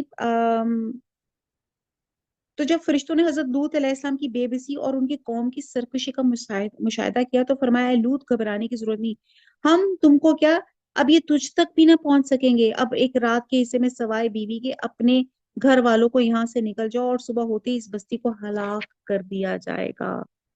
اور کہتے ہیں کہ اسکالرز کہتے ہیں کہ نشان زدہ کنکریلے پتھر ان پر برسائے گئے. سب سے پہلے آپ سوچیں اتنا سخت عذاب آیا کہ آپ کو لگے، آپ کو کوئی اینٹ یا کوئی پتھر لگے تو آپ کو لگ پتا جائے کہ کتنا تکلیف دہ ہوتا ہے. تو اللہ تعالیٰ نے تو پہلے نشان زدہ کنکریلے پتھر ان پہ برسائے، پھر ان کے پوری بستی کو زمین سے لے کر اوپر تک اٹھایا گیا، اور اس کے بعد اس کو پٹخ دیا گیا. مطلب، اور آپ دیکھیں کہ اگر آپ میں سے کسی نے اگر کوئی بگ ڈراپ کوئی ایک رائڈ ہوتی ہے لیا ہو، اور اب اتفاق سے میں نے بھی لاسٹ ایئر لی تھی کوئی، تو وہ ایک جیسے رولر کوسٹر میں آپ جاتے ہیں تو میں اس میں بیٹھی، وہ 200 250 فٹ اوپر گیا. 250 فٹ اوپر جا کے وہ 90 کی ڈگری سے ایک دم بگ ڈراپ ہوا. تو آپ سوچ سکتے ہیں کہ بندے کی کیا حالت ہوتی ہے. یہ تو میں آپ کو 250 فٹ کی بات بتا رہی ہوں، ایک رائڈ تھی جو میں نے ایک باہر کہیں لی. تو یہاں پہ دیکھیں کہ اللہ تعالیٰ نے ان کی پوری بستی کو پہلے کنکریلے اس جرم پہ، ہومو سیکشوالٹی اتنا بڑا جرم ہے، اللہ سے جنگ کرنے والا بات ہے. اللہ تعالیٰ نے یہی بات ہے کہ ہمارے اندر جو بیماریاں اور مسئلے مسائل، یہ نافرمانیاں اس وجہ سے کہ ہم نے نیچر سے ڈی ٹریک ہو گئے، ہم نے اپنے مرضی کے اصول بنا لیے. ابھی کل میری ایک بہت پیاری دوست کل ایک لرزہ خیز بات بتا رہی تھی کہ ایک 18 سالہ نوجوان نے اپنی ماں کے ساتھ شادی کی. باقاعدہ دلہن بنی اور باقاعدہ اللہ معاف کرے کہ یہ ایسی ایسی چیزوں کو یہ قیامت کی نشانی ہے بس. بہرحال اللہ یہ اس قوم نے اتنا بڑا جس کو کہتے ہیں کہ ظلم کیا, اتنا غلط یہ طریقہ اختیار کیا ہومو سیکچولیٹی کا کہ اللہ تعالیٰ نے پہلے کنکریلے پتھر پھر اوپر سے اٹھا کے ان کو پٹخ کے نیچے مارا. اگلا قصہ آتا ہے کہ ہم نے مدین والوں کی طرف ان کے بھائی شعیب کو بھیجا. اس نے کہا اے میری قوم, اللہ کی عبادت کرو, اس کے سوا تمہارا کوئی معبود نہیں, تم ناپ تول میں بھی کمی نہ کرو, میں تو تمہیں آسودہ حال دیکھ رہا ہوں, مجھے تم پر گھیرنے والے دن کے عذاب کا خوف بھی ہے. اے میری قوم, ناپ تول انصاف کے ساتھ پوری پوری کرو, لوگوں کو ان کی چیزیں کم نہ تو زمین میں فساد اور خرابی نہ مچاؤ. اب آپ دیکھیں کہ انبیاء علیہ السلام کی دعوت جو ہے دو اہم بنیادوں پہ ہوتی ہے, حقوق اللہ کی ادائیگی اور حقوق العباد کی ادائیگی. ٹھیک ہے جی. اب یہ جو قوم شعیب کی لوگ تھے یہ کیا تھے, حقوق العباد میں بہت زیادہ کمی بیشی کرتے تھے. اور یہاں پہ ان کا جو کرائم اور ان کے جو سنس بتائے جا رہے ہیں کہ یہ اتنا بڑا جرم ہے کہ اللہ تعالیٰ نے پوری صورت میں اس جرم کی شناخت اور قیامت میں اس کی آخری سزا بھی بتا دی گئی. اور سورہ مطففین میں ہے کہ مطففین کے لیے ہلاکت ہے, یہ وہ لوگ ہیں جب لوگوں سے ناپ کر لیتے ہیں تو پورا کر لیتے ہیں, اور جب دوسروں کو ناپ کر یا تول کر دیتے ہیں تو کم کر کے دیتے ہیں. اب بہرحال ناپ اور تول ایک وسیع مفہوم میں ہے. ناپ اور تول ہوتا ہے آپ کی رائٹس اینڈ ڈیوٹیز. تو ہم تو صرف یہ سمجھ رہے ہیں کہ شاید گوشت یا سبزی کو لینا ہے یا ہم نے کپڑا لینا ہے تو ناپ کے دینا ہے. یہ آپ کا ہر بندے کو اللہ تعالیٰ نے ایک ڈیوٹی, ایک رول اسائنڈ کیا ہے. تو اللہ تعالیٰ کہتے ہیں اپنے رائٹس اور ڈیوٹیز کے ساتھ ڈیوٹیفل رہو, اور پھر زمین میں فساد نہ کرو. ہم نے پیچھے بھی پڑھا کہ لوگوں کے راستے میں بیٹھتے تھے, لوگوں کو لوٹ لیتے تھے. تو یہ تمام چیزیں جو بندوں کے حقوق سے متعلق تھے اللہ تعالیٰ کو بہت ناپسند ہیں. جو آیت نمبر 86 اللہ تعالیٰ کا حلال کیا ہوا جو بچ رہے تمہارے لیے بہت ہی بہتر ہے اگر تم ایماندار ہو. بقیت اللہ, بقیت اللہ سے مراد وہ نفع ہے جو ناپ تول میں کسی کمی کیے بغیر دیانت داری کے ساتھ سودا دینے کے بعد حاصل ہو, کیونکہ یہ طیب اور حلال ہے اور خیر اور برکت کا سبب ہے. میں تم پر کچھ نگہبان اور دروغہ نہیں ہوں. آیت نمبر 87 انہوں نے جواب دیا کہ اے شعیب, کیا تیری صلاح تجھے یہی حکم دیتی ہے کہ ہم اپنے باپ دادوں کے معبودوں کو چھوڑ دیں اور ہم اپنے مالوں میں جو کچھ چاہے اس کا کرنا بھی چھوڑ دیں؟ تو بڑا ہی باوقار اور نیک چلن آدمی ہے. کہا اے میری قوم, دیکھو تو اگر میں اپنے رب کی طرف سے روشن دلی لیے ہوئے ہوں, اس نے مجھے اپنے پاس سے بہترین روزی دے رکھی ہے. میرا یہ ارادہ بالکل نہیں کہ میں تمہارے خلاف کر کے خود اس چیز کی طرف جھک جاؤں جس سے تمہیں روک رہا ہوں. میرا ارادہ تو اپنی طاقت بھر اصلاح کرنے کا ہی ہے. میری توفیق اللہ ہی کی مدد ہے, اسی پر میرا بھروسہ ہے اور اسی کی طرف میں رجوع کرتا ہوں. اے میری قوم کے لوگوں, کہیں ایسا نہ ہو کہ تم کو میری مخالفت ان عذابوں کا باعث مستحق بنا دے جو قوم نوح, قوم ہود اور قوم صالحہ کو پہنچے, اور قوم لوط تو تم سے کچھ دور نہیں. اور تم اپنے رب سے استغفار کرو, اس کی طرف توجہ کرو, یقین مانو کہ میرا رب بڑا مہربانی والا, بہت محبت کرنے والا ہے. انہوں نے کہا اے شعیب, تیری اکثر باتیں تو ہماری سمجھ میں نہیں آتی, ہم تو تجھے اپنے اندر بہت کمزور پاتے ہیں. یہ کہتے ہیں کہ بعض اسکالرز کہتے ہیں کہ شاید وہ فزیکل کمزور تھے, بعد کا خیال تھا کہ حضرت شعیب علیہ السلام کی بینائی کمزور تھی, یا فزیکل تھے, یا مخالفین سے تنہا مقابلہ کرنے کی سکت نہیں رکھتے تھے. تو بہت سی چیزیں اس میں آتی ہیں. اگر تیرے قبیلے کا خیال نہ ہوتا تو ہم تجھے سنسار کر دیتے, ہم تجھے کوئی حیثیت والی ہستی نہیں گنتے. مطلب انہوں نے کہا کہ تیری قبیلے کی حیثیت کی وجہ سے ہم تجھ سے مطلب جو ہے درگزر کر رہے ہیں. آیت نمبر 92 انہوں نے جواب دیا اے میری قوم کے لوگوں, کیا تمہارے نزدیک میرے قبیلے کے لوگ اللہ سے بھی زیادہ عزت ہے کہ تم نے اسے پسے پشت ڈال دی؟ یقین ہے میرا رب جو کچھ تم کرے ہو سب کو گھیرے ہوئے ہے. اے قومی بھائیو, اب تم اپنی جگہ عمل کیے جاؤ, میں بھی عمل کر رہا ہوں. تمہیں عنقریب معلوم ہو جائے گا کہ کس کے پاس وہ عذاب آتا ہے جو اسے رسوا کر دے, اور کون ہے جو جھوٹا ہے. تم انتظار کرو, میں بھی تمہارے ساتھ منتظر ہوں. جب ہمارا حکم عذاب پہنچا, ہم نے شعیب کو اور ان کے ساتھ تمام مومنوں کو اپنی خاص رحمت سے نجات بخشی, اور ظالموں کو سخت چنگاڑ کے عذاب نے درد پہنچا جس سے وہ اپنے گھروں میں اوندے پڑے ہوئے ہو گئے, گویا کہ وہ ان گھروں میں کبھی بسے ہی نہ تھے. آگار و مدین کے لیے بھی ویسی دوری ہے جیسی دوری سمود کو ہوئی. اب کہتے ہیں اس چیخ نے ان کے دل پارا پارا کر دیا، ان کی موت واقع ہو گئی. اور کہتے ہیں بھونچال بھی آیا تھا، جیسے سورہ اعراف میں اور سورہ عنکبوت میں بھی آتا ہے. اور یہ جو چیزیں ہمیں عبرت بتا رہے ہیں، یہ ہمیں، یہ جو ہمارا بھی جو ٹائم آنا ہے کہ سور بجنا ہے، ایک انسٹرومنٹ ہے جسے حضرت اسرائیل منہ میں ڈابے گھٹنے ٹیکے اللہ کے حکم کے منتظر ہے. اور وہ انسٹرومنٹ سے آواز ایسے نکلے گی جو بیک وقت پوری دنیا میں جائے گی. اور وہ جو دنیا میں جائے گی، وہ آواز کی فریکوینسی ایسی ہوگی کہ ہم ایک حد تک کچھ ڈیسیبلز تک، آئی تھنک میں غلط ہوں تو 185 ڈیسیبل تک ہم جو ہے فریکوینسی سن سکتے ہیں. اس سے زیادہ آواز ہو جائے تو جسم پارا پارا ہو جاتے ہیں. تو یہ ان کے ساتھ بھی یہی ہوا. اور یہ میڈیکل ایک پوائنٹ آپ کو میں ریز کر رہی ہوں کہ ایک انسٹرومنٹ یا آواز سے، اور آپ دیکھیں کہ شور بھی اگر آپ زیادہ ہو جائے تو آپ کی طبیعت پہ کتنا برا لگنا شروع ہو جاتا ہے. اور جب شور آپ کے کنٹرول سے باہر ہو جائے تو وہ آپ کا جسم کو پارا پارا کرنے تک کی بھی جو ہے نا اس کے اندر طاقت ہوتی ہے. آیت نمبر 96 اگلا واقعہ آتا ہے. اور یقیناً ہم نے موسیٰ علیہ السلام کو، میرے خیال سے یہ 7واں واقعہ ہے، ہم نے موسیٰ علیہ السلام کو اپنی آیات اور روشن دلیلوں کے ساتھ بھیجا فرعون اور اس کے سرداران کی طرف. پھر بھی ان لوگوں نے فرعون کے احکام کی پیروی کی اور فرعون کا کوئی حکم درست تھا ہی نہیں. وہ تو قیامت کے دن اپنی قوم کا پیش رو ہو کے ان سب کو دوزخ میں جا کھڑا کرے گا. وہ بہت ہی برا گھاٹ ہے، یہ دوزخ کے بارے میں کہا گیا ہے، جس پہ لا کھڑے کیے جائیں گے. ان پر تو اس دنیا میں بھی لعنت چپکا دی گئی اور قیامت کے دن بھی بڑا انعام ہے جو دیا گیا. یہ ہم بہت سورہ قصص میں بھی بہت ڈیٹیل سے ہم جو ہے نا وہ پڑھ چکے ہیں حضرت موسیٰ علیہ السلام کا واقعہ.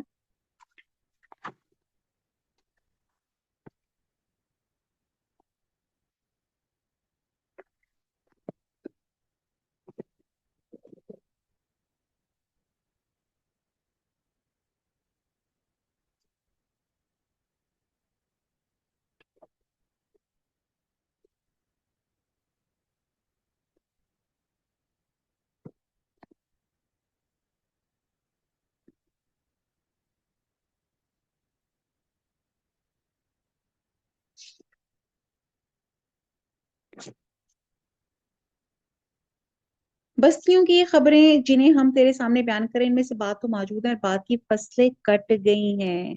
یعنی کہ گزشتہ بستیوں کے واقعات ہم بیان کر رہے ہیں، ان میں سے بات کی تو اب وجود بھی نہیں ہے. جیسے میں نے یہ دورہ قرآن میں میں نے آپ کو انڈس ویلی سیویلائزیشن کے بارے میں بتایا تھا کہ ہڑپا اور موہنجو داڑو، ابھی ان کے آرٹ ایفیکٹس، ان کو کھدائی کی پتا چلا کہ بڑی ویل سیویلائزڈ قوم تھی.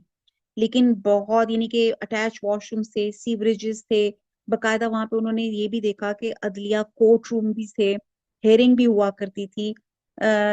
لیکن وہ قوم کیسے تباہ ہوئی؟ اب صرف ہم کھنڈر دیکھ رہے ہیں لیکن وجہ نہیں پتا. تو اللہ تعالیٰ یہ بتاتے ہیں کہ یہ تمام چیزیں عبرت کے لیے ہیں. آیت نمبر 101 ہم نے ان پر کوئی ظلم نہیں کیا بلکہ خود انہوں نے ہی اپنے اوپر ظلم کیا اور انہیں ان کے معبودوں نے کوئی فائدہ نہ پہنچایا جنہیں وہ اللہ کے سوا پکارا کرتے تھے. اب اللہ تعالیٰ کہہ رہے ٹھیک ہے، جب عذاب آیا تو جن کو خدا بنا رہے تھے انہوں نے کیوں نہیں بچایا؟ جب جب کہ تیرے پروردگار کا حکم آ پہنچا، بلکہ ان کا نقصان ہی انہوں نے بڑھا دیا. آیت نمبر 102 تیرے پروردگار کی پکڑ کا یہی طریقہ ہے جبکہ وہ بستیوں کے رہنے والے ظالموں کو پکڑتا ہے. بے شک اس کی پکڑ دکھ دینے والی اور نہایت سخت ہے. یقیناً اس میں ان لوگوں کے لیے نشان عبرت ہے جو قیامت کے عذاب سے ڈرتے ہیں. وہ دن جس میں سب لوگ جمع کیے جائیں گے اور وہ دن جس میں سب حاضر کیے جائیں گے.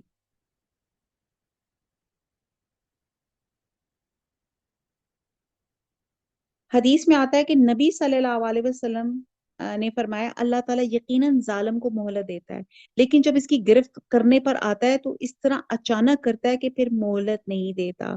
پھر نبی صلی اللہ علیہ وسلم نے یہ آیت نمبر 102 جو تھی اس کی تلاوت کی تھی. آیت نمبر 104 اسے ہم جو ملتوی کرتے ہیں وہ صرف ایک مدت معین تک ہے. یعنی کہ اللہ تعالیٰ نے وقت معین کیا ہوا ہے.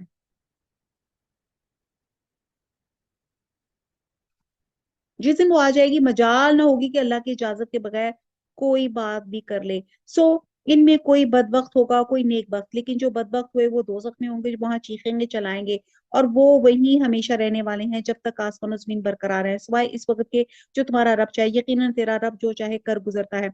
लेकिन जो नेक बख्त हैं वो जन्नत में होंगे जहां हमेशा रहेंगे जब तक आसमान नो जमीन बाकी रहेगा, मगर जो तेरा परवरदिगार चाहे। ये बेइंतहा बख्शिश है। ये इसलिए कि आप उन चीजों से शको शुबा में ना रहें जिन्हें ये लोग पूज रहे हैं। इनकी पूजा तो इस तरह है कि जिस तरह इनके बाप दादों की इससे पहले थी। हम इन सबको इनका पूरा पूरा हिस्सा बगैर किसी कमी के दिए देने वाले ही हैं। यकीनन हमने मूसा को किताब दी, फिर इसमें इख्तलाफ किया गया। अगर पहली आपके रब की बात सादर हो गई होती तो यकीनन इसका फैसला कर दिया जाता। इन्हें तो इसमें सख्त शुबा है। यकीनन इनमें से हर एक जब इनके रूबरू जाएगा तो आपका रब इसे इसके अमाल का पूरा पूरा बदला देगा। बेशक वो जो कर रहे हैं इनसे वो बाखबर है। बस आप जमे रहिए जैसे आपको हुक्म दिया गया, और वो लोग भी जो आपके साथ तौबा कर चुके हैं। खबरदार तुम हद से ना बढ़ना, अल्लाह तुम्हारे तमाम अमाल का देखने वाला है।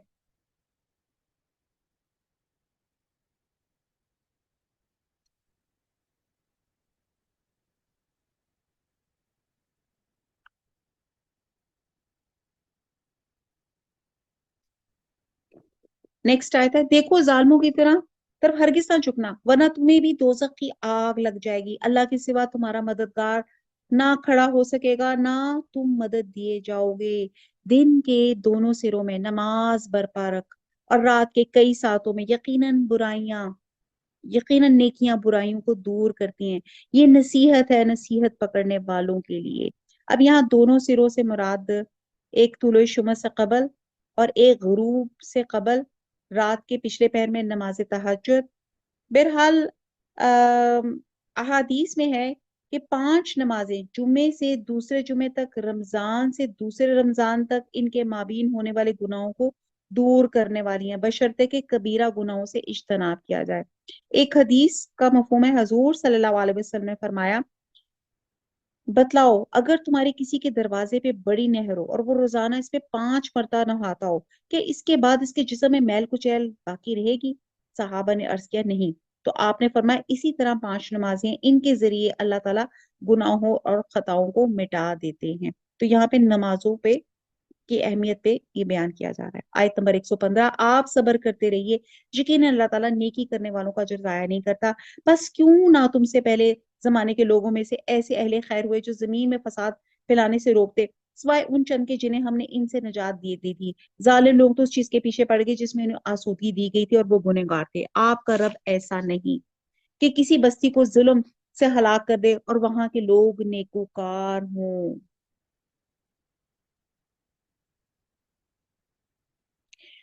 अगर आपका परवरदिगार चाहता तो सब लोगों को एक ही राह पर एक ग्रोह कर देता।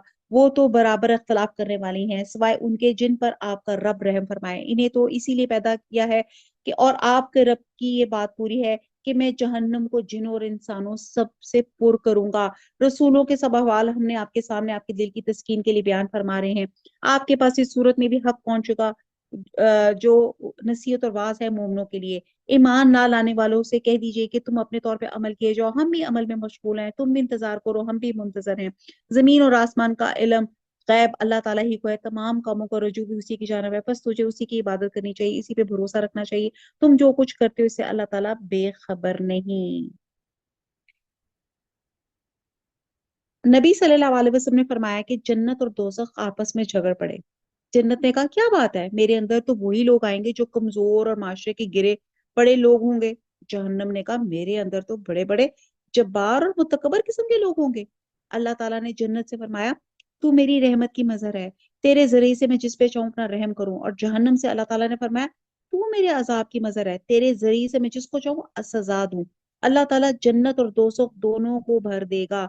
जन्नत में हमेशा इसका फजल होगा, हत्ता कि अल्लाह ताला ऐसी मखलूक पैदा फरमाएगा जो जन्नत के बाकी मांदा रतबे में रहेगी। और जहन्नम जहन्नमियों की कसरत के बावजूद हल मिन मजीद, हल मन मजीद यानी कि कोई और भी है का नारा बुलंद करेगी, यहाँ तक कि अल्लाह ताला इस पे अपना कदम रखेगा, जिसपे जहन्नम पुकार उठेगी, खत खत व इज्जती का, बस बस तेरी इज्जत और जलाल की कसम।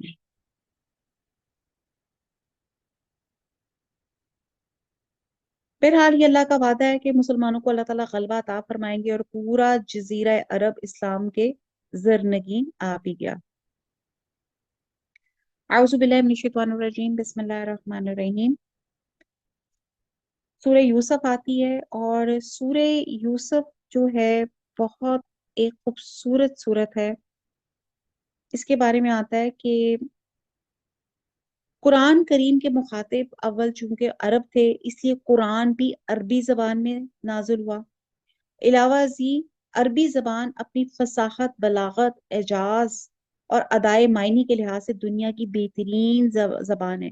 اس لیے اللہ سبحانہ تعالیٰ نے اشرف القطب، یعنی کہ سب سے بہترین کتاب قرآن مجید کو، اشرف اللغات یعنی کہ عربی میں اشرف الرسل، سب سے بہترین پیغمبر حضرت محمد صلی اللہ علیہ وسلم پر، اشرف الملائکہ حضرت جبرائیل علیہ السلام کے ذریعے سے نازل فرمایا، اور مکہ جہاں اس کا آغاز ہوا دنیا کا اشرف ترین مقام ہے، اور جس مہینے میں اس کی نزول کی ابتدا ہوئی وہ بھی اشرف ترین مہینہ رمضان ہے، اور اس پر ایمان لانے والی امت کو بھی خیر امت کہا گیا۔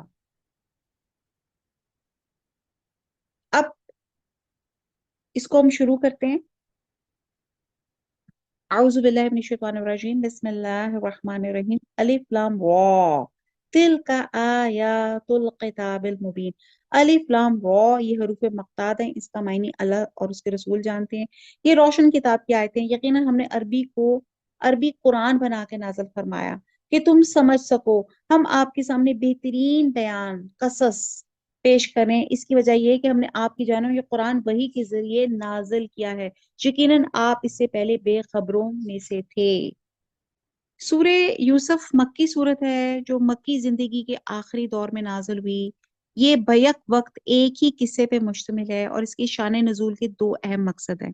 ایک یہ کہ مخالفین مکہ نے یہودیوں کی اعماء پہ آپ سے امتحان لینے کے لیے سوال کیا تھا تاکہ نبوت کا ثبوت مل جائے، اور ان کے تجویز کردہ امتحان سے یہ ثابت ہو جائے کہ آپ جو بات بھی کرتے وہ وہی الہی کے علم پہ مبنی ہوتی ہے، یہ سنی سنائی باتیں کرتے ہیں۔ ایک تو یہ مقصد تھا۔ دوسرا یہ کہ قریش مکہ اور حضور صلی اللہ علیہ وسلم کے درمیان میں جو جھگڑا چل رہا تھا، اس پہ برادران یوسف اور یوسف علیہ السلام کے قصے کو چپساں کر کے سرداران قریش کو بتایا جا رہا تھا کہ آج تم جس طرح اپنے بھائی کے ساتھ کر رہے ہو، اسی طرح یوسف علیہ السلام کے بھائیوں نے بھی ان کے ساتھ یہی کیا تھا، لیکن مشیت الہی وہ کامیاب نہ ہو سکے، اور آخر وہ ان یہ ساتھ ساتھ قصہ چلتا ہے اور ساتھ ساتھ ہم اس پہ بات کرتے جاتے ہیں۔ اور حضرت یوسف کے ایک ایک لفظ میں بے انتہا، جس کو کہتے ہیں نا ایک ایک لائن میں بے انتہا سبق ہے۔ اور یہ قرآن کی 12ویں سورت ہے، اس کے 12 رکوع ہیں، اور یہودیوں کے اشارے پہ قریش مکہ نے حضور صلی اللہ علیہ وسلم کا امتحان لینے کی غرض سے پوچھا تھا کہ آپ ہمیں ان پیغمبر کا حال سنائیے جو شام میں رہتے ہیں، اور ان کا بیٹا مصر کی طرف نکالا گیا تھا، اور باپ بیٹے کے غم میں اس قدر رویا تھا کہ بینائی چلی گئی تھی۔ اس کے جواب میں یہ سورت نازل ہوئی تھی۔ یوسف اس سورت کا محض نام نہیں، اس سورت کا موضوع ہے، کیونکہ اس میں شروع سے لے کے آخر تک حضرت یوسف علیہ السلام کا قصہ تفصیلاً بیان کیا گیا ہے، اور یہ قرآن میں کسی اور جگہ بیان نہیں کیا گیا۔ اس واقعے میں منیوٹس ڈیٹیلز ہیں، حالانکہ یہ واقعہ تقریباً 2000 سال پہلے کا ہے، اور یہ واقعہ اس خوبی کے ساتھ بیان کیا گیا کہ نہ صرف سوالوں کا جواب ملا، بلکہ اس میں آپ کے بہت، جس کو کہتے ہیں احسن القصص کہا گیا ہے، کہ بہترین واقعہ ہے۔ یہ اس لحاظ سے بہترین قصہ ہے کہ اس میں خود حضور صلی اللہ علیہ وسلم کی حیات طیبہ کے واقعات کو حضرت یوسف علیہ السلام کی زندگی کے حالات کے تناظر میں پیش کیا گیا، اور حضرت یوسف علیہ السلام کی پوری زندگی مجاہدہ کی زندگی تھی۔ اس قصے میں ہر آدمی کے لیے سبق ہے کہ جیسے بھی حالات ہو مایوس نہیں ہونا، صبر اور استقامت سے کام لینا ہے، حق پہ جمے رہنا ہے، اور اللہ پہ بھروسہ کرنا ہے، اور انشاءاللہ تعالی کامیابی ضرور ملے گی۔ اور پہلے بتایا گیا کہ یہ کیونکہ عربی میں نازل کیا گیا کیونکہ وہاں کے لوگ عربی تھے، اور آگے قصے کی جو تفصیل شروع ہوتی ہے کہ حضرت ابراہیم علیہ السلام کو آخری عمر میں ایک لڑکے کی خوشخبری دی گئی تھی، کہ اس کی اولاد میں برکت ہوگی، چنانچہ حضرت اسحاق علیہ السلام پیدا ہوئے اور ان کی اولاد میں حضرت یعقوب علیہ السلام ہوئے، اور حضرت یعقوب علیہ السلام کے مختلف بیویوں سے 12 بیٹے تھے۔ ان میں حضرت یوسف علیہ السلام اور بنیامین ایک ہی ماں کے بیٹے تھے۔ حضرت یوسف علیہ السلام اور بنیامین کی ماں کا انتقال ہو چکا تھا۔ اس وقت حضرت یوسف علیہ السلام اپنی ایک سوتیلی ماں اور باپ حضرت یعقوب علیہ السلام اور 11 بھائیوں کے ساتھ رہتے تھے۔ حضرت یوسف علیہ السلام سے ان کو باپ کو بہت زیادہ محبت تھی، اور سوتیلے بھائیوں کے بعد بڑی ناگوار گزرتی تھی، وہ حسد کرتے تھے۔ اور میں کہتی ہوں نا کہ ایک ایک واقعے میں سبق ہے، ایک ایک انچ میں ساتھ ساتھ پڑھتے جاتے ہیں، میں اس کا حق نہیں ادا کر سکوں گی اس چھوٹی سی کلاس میں اور تھوڑے سے وقت میں۔ ہم آپ کے سامنے بہترین قصہ بہترین بیان پیش کریں اس وجہ سے کہ ہم نے آپ کی جانب میں قرآن وحی کے ذریعے نازل کیا، اور یقیناً اس سے پہلے آپ بے خبروں میں تھے۔ آیت نمبر 4، جبکہ یوسف نے اپنے باپ سے ذکر کیا کہ ابا جی میں نے 11 ستاروں کو اور سورج چاند کو دیکھا ہے، وہ سب مجھے سجدہ کر رہے ہیں۔ یعقوب علیہ السلام نے کہا پیارے بیٹے اپنے اس خواب کا ذکر اپنے بھائیوں سے نہ کرنا، ایسا نہ ہو کہ وہ تیرے ساتھ کوئی فریب کاری کرے، شیطان تو انسان کا کھلا دشمن ہے، اور اس طرح تجھے تیرے پروردگار برگزیدہ کرے گا، اور تجھے معاملہ فہمی خوابوں کی تعبیر بھی سکھائے گا، اور اپنی نعمت تجھے بھرپور عطا فرمائے گا۔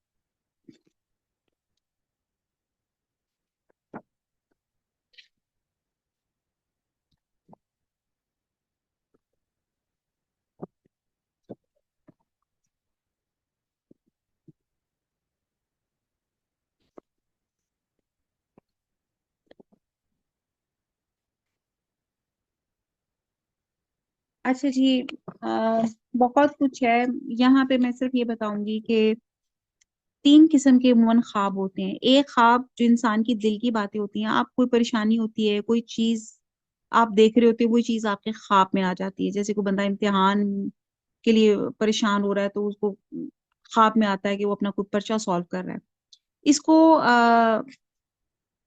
حدیث نفس کہا جاتا ہے، دل کی باتیں ہوتی ہیں۔ ایک دوسری قسم کے خواب ہوتے ہیں جو شیطان کا ڈراوا ہوتے ہیں۔ اچھا، یہ دیکھیں گے کہ شیطان دن میں، اسے یہ دیکھیں پتا چلتا ہے کہ شیطان دن میں نہیں رات کو بھی کام کرتا ہے، رات میں خوابوں میں آ کے خوف زدہ کرتا ہے اور بھٹکاتا ہے، تو یہ شیطان کا ڈراوا ہے۔ تیسری قسم کے جو خواب ہوتے ہیں وہ سچے ہوتے ہیں، اور یہ عام طور پر دل کی بات ہوتی ہے، نہ شیطان کی بات ہوتی ہے، بلکہ اللہ تعالیٰ کی طرف سے بشارت ہوتی ہے، اور یا کسی چیز کے بارے میں انسان کو آگاہ کرنا ہوتا ہے۔ اور بہرحال پیغمبروں کے خواب سچے ہوتے ہیں، اور حضرت یوسف علیہ السلام نے جو خواب دیکھا تھا وہ سچا تھا، اور نبی کی نبوت کا آغاز کہتے ہیں سچے خوابوں سے ہوتا ہے۔ اور جب حضرت یوسف علیہ السلام نے اپنے والد کو یہ خواب سنایا، کیونکہ حضرت یعقوب علیہ السلام بھی نبی تھے، تو انہیں پتا چل گیا کہ یہ جو خواب ہے، تو انہوں نے ان کو نصیحت کی کہ خواب کسی کو نہ سنانا، اور کہتے ہیں کہ کیونکہ جب انسان خواب کسی کو سناتا ہے تو وہ محفوظ رہتا ہے، اور اگر انسان کسی کو بتا دے اور وہ تعبیر کر دے تو پھر وہ واقع وہ چیز ہو جاتی ہے۔ اس لیے کہتے ہیں کہ بہت محتاط رویہ آپ کو رکھنا چاہیے، آپ نے جو بھی آپ کو جو خواب آتے ہیں۔ اور جو برا خواب ہے اس کے لیے کہا جاتا ہے کہ آپ جب اٹھیں اور آپ برا خواب دیکھیں تو آپ اپنے لیفٹ سائڈ پہ اعوذ باللہ من الشیطان الرجیم کر کے تھو، پھر 3 دفعہ یہ کر کے آپ تھو کریں، اللہ تعالیٰ آپ کو تمام، آپ کو کہتے ہیں نا، آپ کو محفوظ رکھے گا۔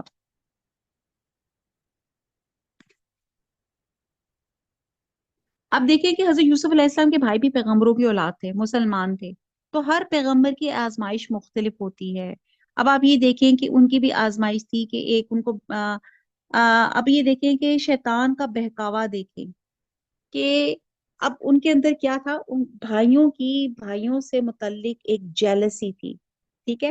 اور بعض اسکالرس نے کہا ہے کہ جو انہوں نے خواب دیکھا تھا کہ 11 ستاروں سے مراد حضرت یوسف علیہ السلام کے بھائی ہیں جو 11 تھے، اور چاند سورج سے مراد ان کے ماں باپ تھے، اور خواب کی تعبیر 40 سال یا 80 سال کے بعد اس وقت آئی جب یہ سارے بھائی اپنے والدین سمیت مصر گئے اور وہاں حضرت یوسف علیہ السلام کے سامنے سجدہ ریز ہو گئی۔ یہ سورت کے آخر میں آئے گا۔ تو بہرحال اب آپ یہ دیکھیں کہ ان کے بھائیوں کے اندر کتنا حسد تھا، جیلسی تھی، اور یہاں اللہ تعالیٰ نے آپ کو اعجاز دیا کہ آپ کو خوابوں کی تعبیر جو تھی اس کا علم اللہ تعالیٰ نے عطا فرمایا۔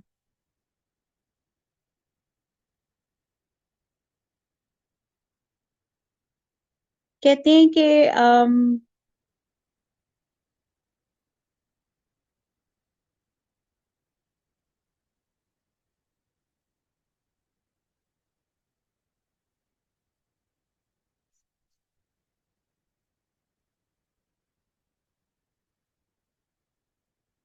اور یعقوب کے گھر والوں کو بھی جیسے کہ اس نے اس سے پہلے تیرے دادا اور پردادا یعنی کہ ابراہیم اور اسحاق کو بھی بھرپور اپنی نعمت دی تھی۔ یقیناً تیرا رب بہت بڑے علم والا ہے اور زبردست حکمت والا ہے۔ یقیناً یوسف اور اس کے بھائیوں میں دریافت کرنے والوں کے لیے بڑی نشانیاں ہیں، جبکہ انہوں نے کہا کہ یوسف اور اس کا بھائی بنسبت ہمارے باپ کے بہت زیادہ پیارا ہے، حالانکہ ہم طاقتور جماعت ہیں۔ کوئی شک نہیں کہ ہمارا ابا سری غلطی میں ہے۔ اب آپ یہ دیکھیں کہ شیطان کتنا بھٹکا رہا ہے، باپ کے خلاف سازش کر رہے ہیں کہ باپ ہمارا غلط ہے اور اپنے بھائی سے جلسی رکھ رہے ہیں۔ یوسف کو تو مار ہی ڈالو، اسے نامعلوم جگہ پہ پھینک دو کہ تمہارے والد کرو صرف اس تمہاری طرف ہی ہو جائے، اس کے بعد تم نیک ہو جانا۔ ان میں سے ایک نے کہا کہ یوسف کو قتل نہ کرو بلکہ اسے کسی اندھے کنویں کی تہ میں ڈالو، اسے کوئی آتا جاتا قافلہ اٹھا کے لے جائے گا، اگر تمہیں کرنا ہی ہے تو یوں کرو۔ انہوں نے کہا ابا آخر آپ یوسف کے بارے میں ہم پر اعتبار کیوں نہیں کرتے، ہم تو اس کے خیر خواہ ہیں۔ اب دیکھیں کہ ایک ہی مجلس کے اندر کتنی باتیں ہو رہی ہیں، والد کی غیبت ہو رہی ہے، قتل کے مشورے ہو رہے ہیں، بھائیوں سے حسد کیا جا رہا ہے، اور یہ شیطان کے وہ کہتا ہے یہ کوئی چھوٹا جرم نہیں ہے، وہ جو ہے نا شیطان مطلب بل فریب دکھاتا ہے کہ یہ تو چھوٹا سا کام ہے، بعد میں توبہ کر لینا، استغفار کر لینا، یعنی کہ اس طرح ان سے غلط کام جو کروا رہا تھا۔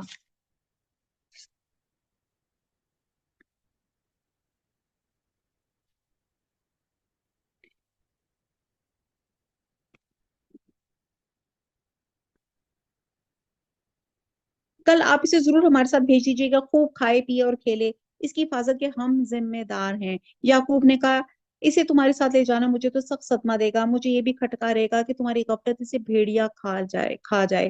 انہوں نے جواب دیا ہم جیسی زور آور جماعت کی موجودگی میں بھی اگر اسے بھیڑیا کھا جائے تو ہم بالکل نکمے ہیں۔ پھر جب اسے لے چلے تو سب نے مل کر ٹھان لی کہ اسے غیر بات گہرے کنویں کی تہ میں پھینک دیں گے۔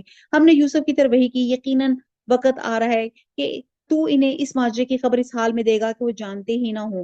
اور عشاء کے وقت وہ سب اپنے باپ کے پاس روتے ہوئے پہنچے اور کہنے لگے ابا جی ہم تو آپس میں دوڑ میں لگ گئے اور یوسف کو ہم نے اسباب کے پاس چھوڑ دیا، بس اسے بھیڑیا کھا گیا، آپ تو ہماری بات نہیں مانیں گے، گو ہم بالکل سچے ہی ہوں۔ اور یوسف کے کرتے کو جھوٹ موٹ کے خون سے خون آلود بھی کر لے۔ باپ نے کہا یوں نہیں بلکہ تم نے اپنے دل ہی سے ایک بات بنا لی، پس صبر جمیل، صبر ہی بہتر ہے، تمہاری بنائی باتوں پہ اللہ ہی سے مدد کی طلب ہے۔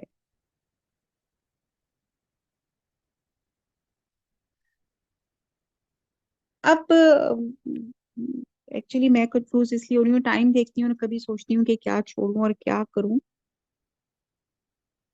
فی الحال جو ہمیں سبق ملتا ہے کہ جس بات سے فتنہ فساد حسد وغیرہ کا اندیشہ ہو وہ لوگوں میں پھیلانی نہیں چاہیے بلکہ اس کو خفیہ رکھنا چاہیے، اور ایسی باتوں سے بچنا چاہیے جس سے معاشرے میں جذبات بھڑکنے کا اندیشہ ہو، دشمنی حسد وغیرہ ہو، کیونکہ یہ شیطان کا بہترین ہتھیار ہے کہ وہ اس کے حسد کے ذریعے، اس جلن کے ذریعے معاشرے میں فتنہ اور فساد کراتا ہے۔ اور حضرت یعقوب علیہ السلام پہلے سے حضرت یوسف علیہ السلام کی نیک خصلتوں سے واقف تھے، یہی وجہ تھے انہوں نے کہا کہ خواب کا تذکرہ نہ کرنا اور اپنے بھائیوں سے ذکر نہ کرنا، مجھے یقین ہے اللہ تمہیں برگزیدہ کرے گا، تمہیں نبوت سے سرفرازے گا، تمہیں فہم و فراست دے گا، تم لوگوں کے خواب سن کے ٹھیک ٹھیک تعبیر بتاؤ گے، لوگ معاملے کی تہ تک پہنچو گے، اور جس طرح آپ کے خاندان حضرت ابراہیم اسحاق پر اللہ تعالیٰ نے خاص انعام کیے تھے، اللہ تعالیٰ جو ہے آپ پہ بھی انعامات کرے گا۔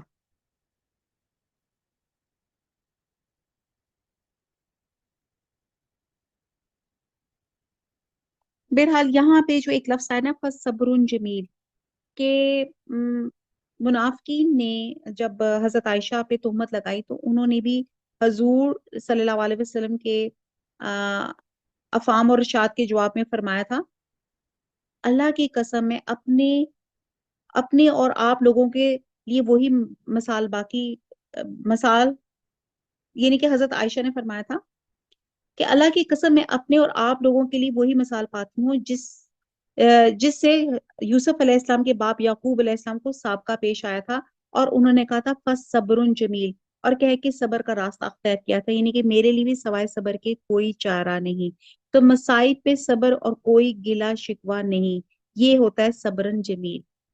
تو یہاں پہ باپ کو پتا تھا کہ ان کو بچوں کو جیلسی ہے، اور بچوں نے ایک بات بنائی، اور وہ کہتے ہیں نا جھوٹ کی چین ہوتی ہے، انہوں نے بنا لی کہ وہ کہتے ہیں کہ انہوں نے کوئی بکری لی تو اس کا کوئی خون چون جو تھا وہ اس کو لگا دیا ان کے کرتے کو، اور اور یہ بھول گئے کہ بھیڑیا اگر یوسف کو کھاتا تو قمیص تو پہلے پھٹنی تھی، اور قمیص ثابت کی ثابت رہی، جس کو دیکھ حضرت یوسف علیہ السلام کے خواب اور فراست نبوت کا اندازہ ہوتا ہے، اور حضرت یعقوب علیہ السلام نے فرمایا کہ واقعہ اس طرح پیش نہیں آیا جو تم بیان کر رہے ہو، بلکہ اپنی دل سے بات بیان کر رہے ہو۔ اور یہاں پہ بھی انہوں نے دیکھیں کہ انہوں نے کہا کہ میرے لیے صبر ہی بہتر ہے۔ آیت نمبر 19، اور ایک قافلہ آیا اور انہوں نے اپنے پانی لانے والے کو بھیجا، اس نے اپنا ڈول لٹکا اور کہنے لگا واہ واہ خوشی کی بات، یہ تو ایک لڑکا ہے، انہوں نے اسے مال تجارت سے قرار دے کے چھپا دیا، اور اللہ تعالیٰ اسے باخبر تھا جو وہ کر رہے تھے، انہوں نے اسے بہت ہی ہلکی قیمت پہ گنتی کے چند درہموں میں بیچ ڈالا، وہ تو یوسف کے بارے میں بہت ہی بے رغبت تھے۔ اب کہا جاتا ہے کہ یہ جو یوسف کے بھائی تھے انہوں نے ان کو کنویں میں ڈال دیا تھا، اور وہاں پہ کہتے ہیں کوئی قافلے والا یعنی کہ ایک وہ شخص ہوتا ہے وارد، اس شخص کو کہتے ہیں جو قافلے کے لیے پانی وغیرہ کا انتظام کرتا ہے، تو اس غرض سے وہ قافلے کے آگے چلتا ہے تاکہ مناسب جگہ دے کے اور قافلے کو ٹھہرا سکے، اور جب یہ وارد قافلے کے لیے پانی لایا اور جب کنویں پہ اپنا ڈول ڈالا تو حضرت یوسف علیہ السلام اس کی رسی پکڑ کر اوپر آ گئے، تو وارد نے جب ایک خوش شکل دیکھا تو بچہ دیکھا تو اسے اوپر کھینچ کے اور بہت خوش ہوا۔ اس زمانے میں جو تھی غلاموں کی خرید و فروخت ہوتی تھی، تو انہوں نے کہا کہ یہ جو ہے کہ یہ تو مجھے بڑا اچھا ایک مل گیا، میں مطلب یہ تو ایک لڑکا ہے تو یہ ہمارے لیے مال تجارت بنے گا۔ یہاں پہ ایک اور بات جو ہمیں بات پتہ چلتی ہے کہ صحابیات کا انداز تھا کہ بچوں کو دوڑا دوڑا کے کام کرتی تھی، اور وہ دوڑانے سے ان کے اعصاب مضبوط ہوتے تھے۔ کہنے کی بات ہے کہ حضرت یوسف علیہ السلام ایک چھوٹے بچے تھے، اور ان میں اتنی تھی کہ انہوں نے اس رسی کو پکڑ کر اوپر مطلب اس ڈول کے ساتھ آگے۔ مقصد یہ ہے کہ آج کے ہمارے بچوں میں ہڈ حرامی بہت ہے، اگر میں غلط الفاظ معاف کریں اگر میں استعمال کروں، اتنے سست اور اتنے کاہل ہیں، اور یہاں ہم لوگوں نے ان کو سونے کا چمچہ دے کے بٹھایا ہوا ہے، یہاں ہمارے پاس میڈس کی فراوانی ہے کہ وہ پانی بھی اٹھ کر پینے کا کسی کو ہمت نہیں ہوتی۔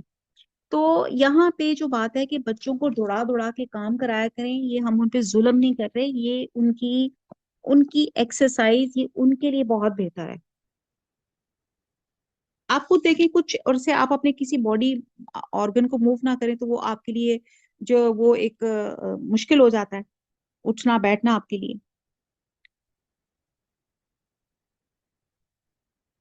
انہوں نے اسے بہت ہلکی قیمت پہ گنتی کے چند درہموں میں بیچ ڈالا، وہ تو یوسف کے بارے میں بہت ہی بے رغبت تھے۔ آیت نمبر 21، مصر والوں میں سے بھی جس نے اسے خریدا اس نے اپنی بیوی سے کہا اسے بہت عزت و احترام کے ساتھ رکھو، بہت ممکن ہے کہ یہ ہمیں فائدہ پہنچائے اور یہاں ہم اسے اپنا بیٹا بنا لیں۔ یہ پارا جب تک ختم ہوگا انشاءاللہ تعالیٰ ساتھ چلتے ہیں، تھوڑا سا رہ گیا۔ یوں ہم نے مصر کی سرزمین پہ یوسف کا قدم جما دیا، ہم اسے خواب کی تعبیر کا کچھ علم سکھا دے، اللہ اپنے ارادے پر غالب ہے لیکن اکثر لوگ بے علم ہوتے ہیں۔ جب یوسف پختگی عمر کو پہنچے تو ہم نے اسے قوت فیصلہ اور علم دیا، یعنی کہ اللہ تعالیٰ نے بہت سی چیزوں سے ان کو نوازا۔ ہم نیکوکاروں کو اسی طرح بدلا دیتے ہیں۔ اس عورت نے جس کے گھر میں یوسف تھے یوسف کو بہلانا پھسلانا شروع کیا، وہ اپنے نفس کی نگرانی چھوڑ دے اور دروازہ بند کر کہنے لگی لو آ جاؤ۔ यूसुफ ने कहा अल्लाह की पनाह, वो मेरा रब है, मुझे उसने बहुत अच्छी तरह रखा है, बेइंसाफी करने वालों का भला नहीं होता। उस औरत ने यूसुफ की तरफ का कसद किया और यूसुफ उसका कसद करते अगर वो अपने परवरदिगार की दलील ना देखते। यूं ही हुआ, इस वास्ते हमने इससे बुराई और बेहयाई दूर कर दी, बेशक वो हमारे चुने हुए बंदों में से था। दोनों दरवाजे की तरफ दौड़े और इस औरत ने यूसुफ का कुर्ता पीछे की तरफ से खींच कर फाड़ा और दरवाजे के पास ही औरत का शौहर दोनों को मिल गया। तो कहने लगी, जो शख्स तेरी बीवी के साथ बुरा इरादा करे, बस इसकी सजा यही है कि इसे कैद कर दिया जाए और कोई दर्दनाक सजा दी जाए।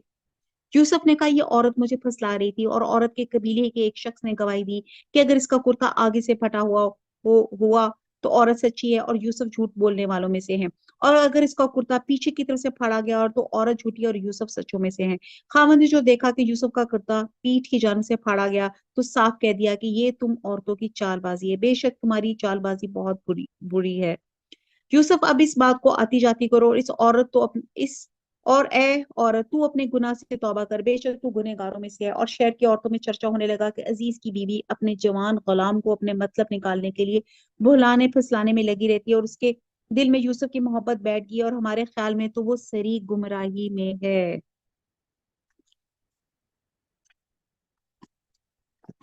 अब ये हुआ कि जब उन लोगों ने हजरत यूसुफ अलैहिस्सलाम को बेचा।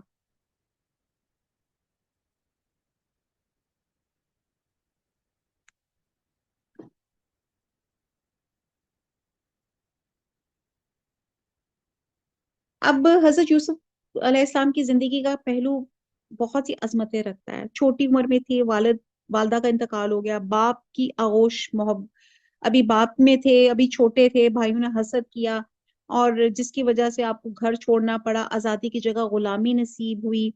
और फिर भी किसी तरह पे आपने, जो उसको कहते हैं ना, कि कोई शिकवा ना किया, अल्लाह की रजा पे राजी रहे, मिस्र के बाजार में फरोख्त हुए।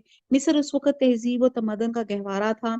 और वहां पे कहते हैं कि एक अजीज से मिस्र था, जो उसने एक खूबसूरत गुलाम समझ के खरीद लिया, लेकिन चंद दिनों बाद उनके अखलाक देखकर इस कदर मुतासर हुआ कि अपना सब कुछ उसके सुपुर्द कर दिया।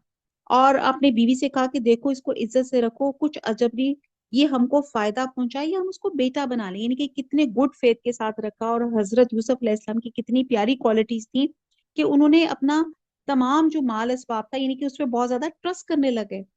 हजरत यूसुफ अलैहिस्सलाम के साथ गुलामों का मामला नहीं किया, बल्कि अपनी औलाद की तरह इज्जत और एहतराम के साथ रखा। और इस तरह हजरत यूसुफ अलैहिस्सलाम के बचपन की इब्तदाई जिंदगी में, जो बदवी जिंदगी में पहली आजमाइश से निकाल के तहजीब और तमद्दन के गहवारे मिस्र के एक बड़े घराने का मालिक बना दिया, जहां अब उनकी दूसरी आजमाइश होने लगी थी। अब हजरत यूसुफ अलैहिस्सलाम की ऐसे हालात पहुंच गए कि हमने यूसुफ के मिस्र में कदम जमा दिए। और ये भी था कि अल्लाह ताला ने उनको तावील अहादीस, इल्म की भी राह खोली। आप ख्वाबों की ताबीर भी आप जानते थे। और फिर जब आप अजीज के यहाँ कई साल रहने के बाद जब बड़े हुए, तो उनकी हुक्मरानी की दानिश और इल्म की फजीलत मर्तबा कमाल तक पहुंच गई। और जब आप जवानी को पहुंच गए तो अजीजे मिस्र की बीवी आप पे फरीजा हो गई। जब देखा कि आप किसी तरह को उनको जवाब नहीं दे रहे, उसने हर तरह से तदबीर ली कि किसी तरह आप आमादा हो जाएं। लेकिन आपको कहते हैं ना कि अल्लाह ताला ने आपको चुना हुआ था, बुरहान दी हुई थी, तो आपने कभी उसकी तरफ माइल ना हुए।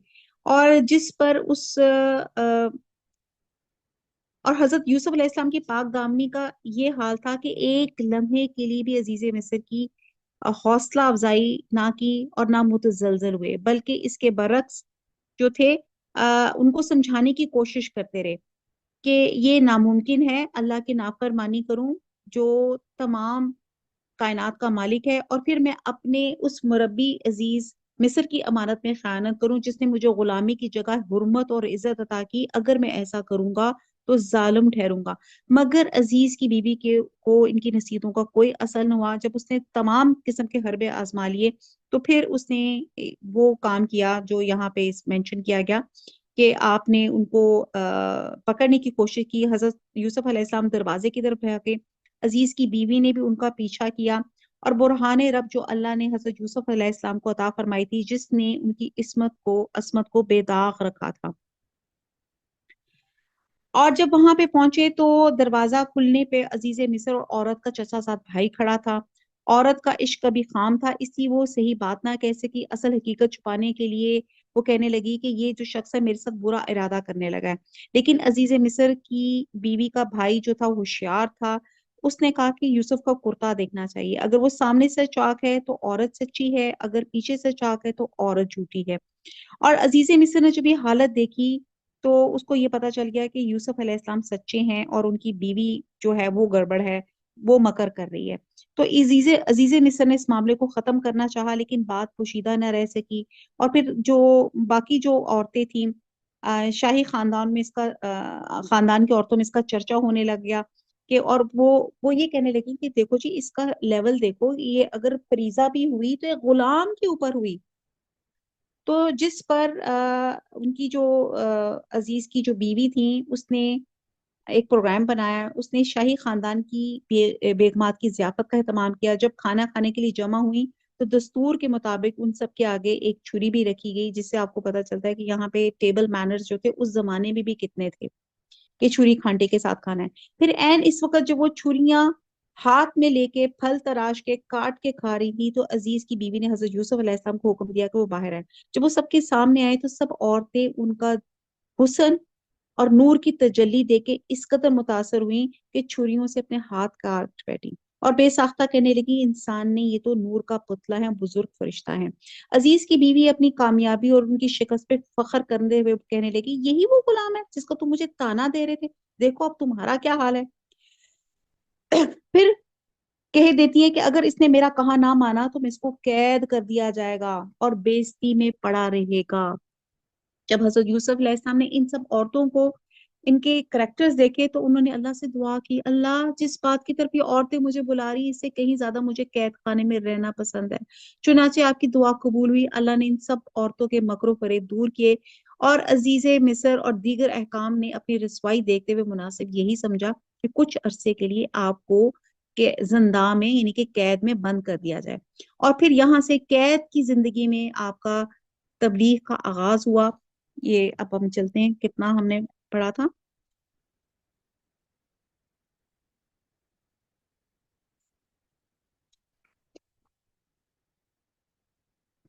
آپ کو پتا ہے کہ عرش کے سائے تلے ایک ایسا شخص بھی ہوگا جس نے نوجوانی میں اپنے آپ کو، اس کے پاس بہت سے چانسز بھی تھے بھٹکنے کے، لیکن اس نے اپنے آپ کو اپنی عزت کی حفاظت کی۔ تو یہ حضرت یوسف علیہ السلام کا کریکٹر اسی شخص جیسا ہے کہ جس نے، ان کے پاس کھلے موقع بھی تھے لیکن انہوں نے اپنی عزت کی حفاظت کی اللہ کے ڈر سے۔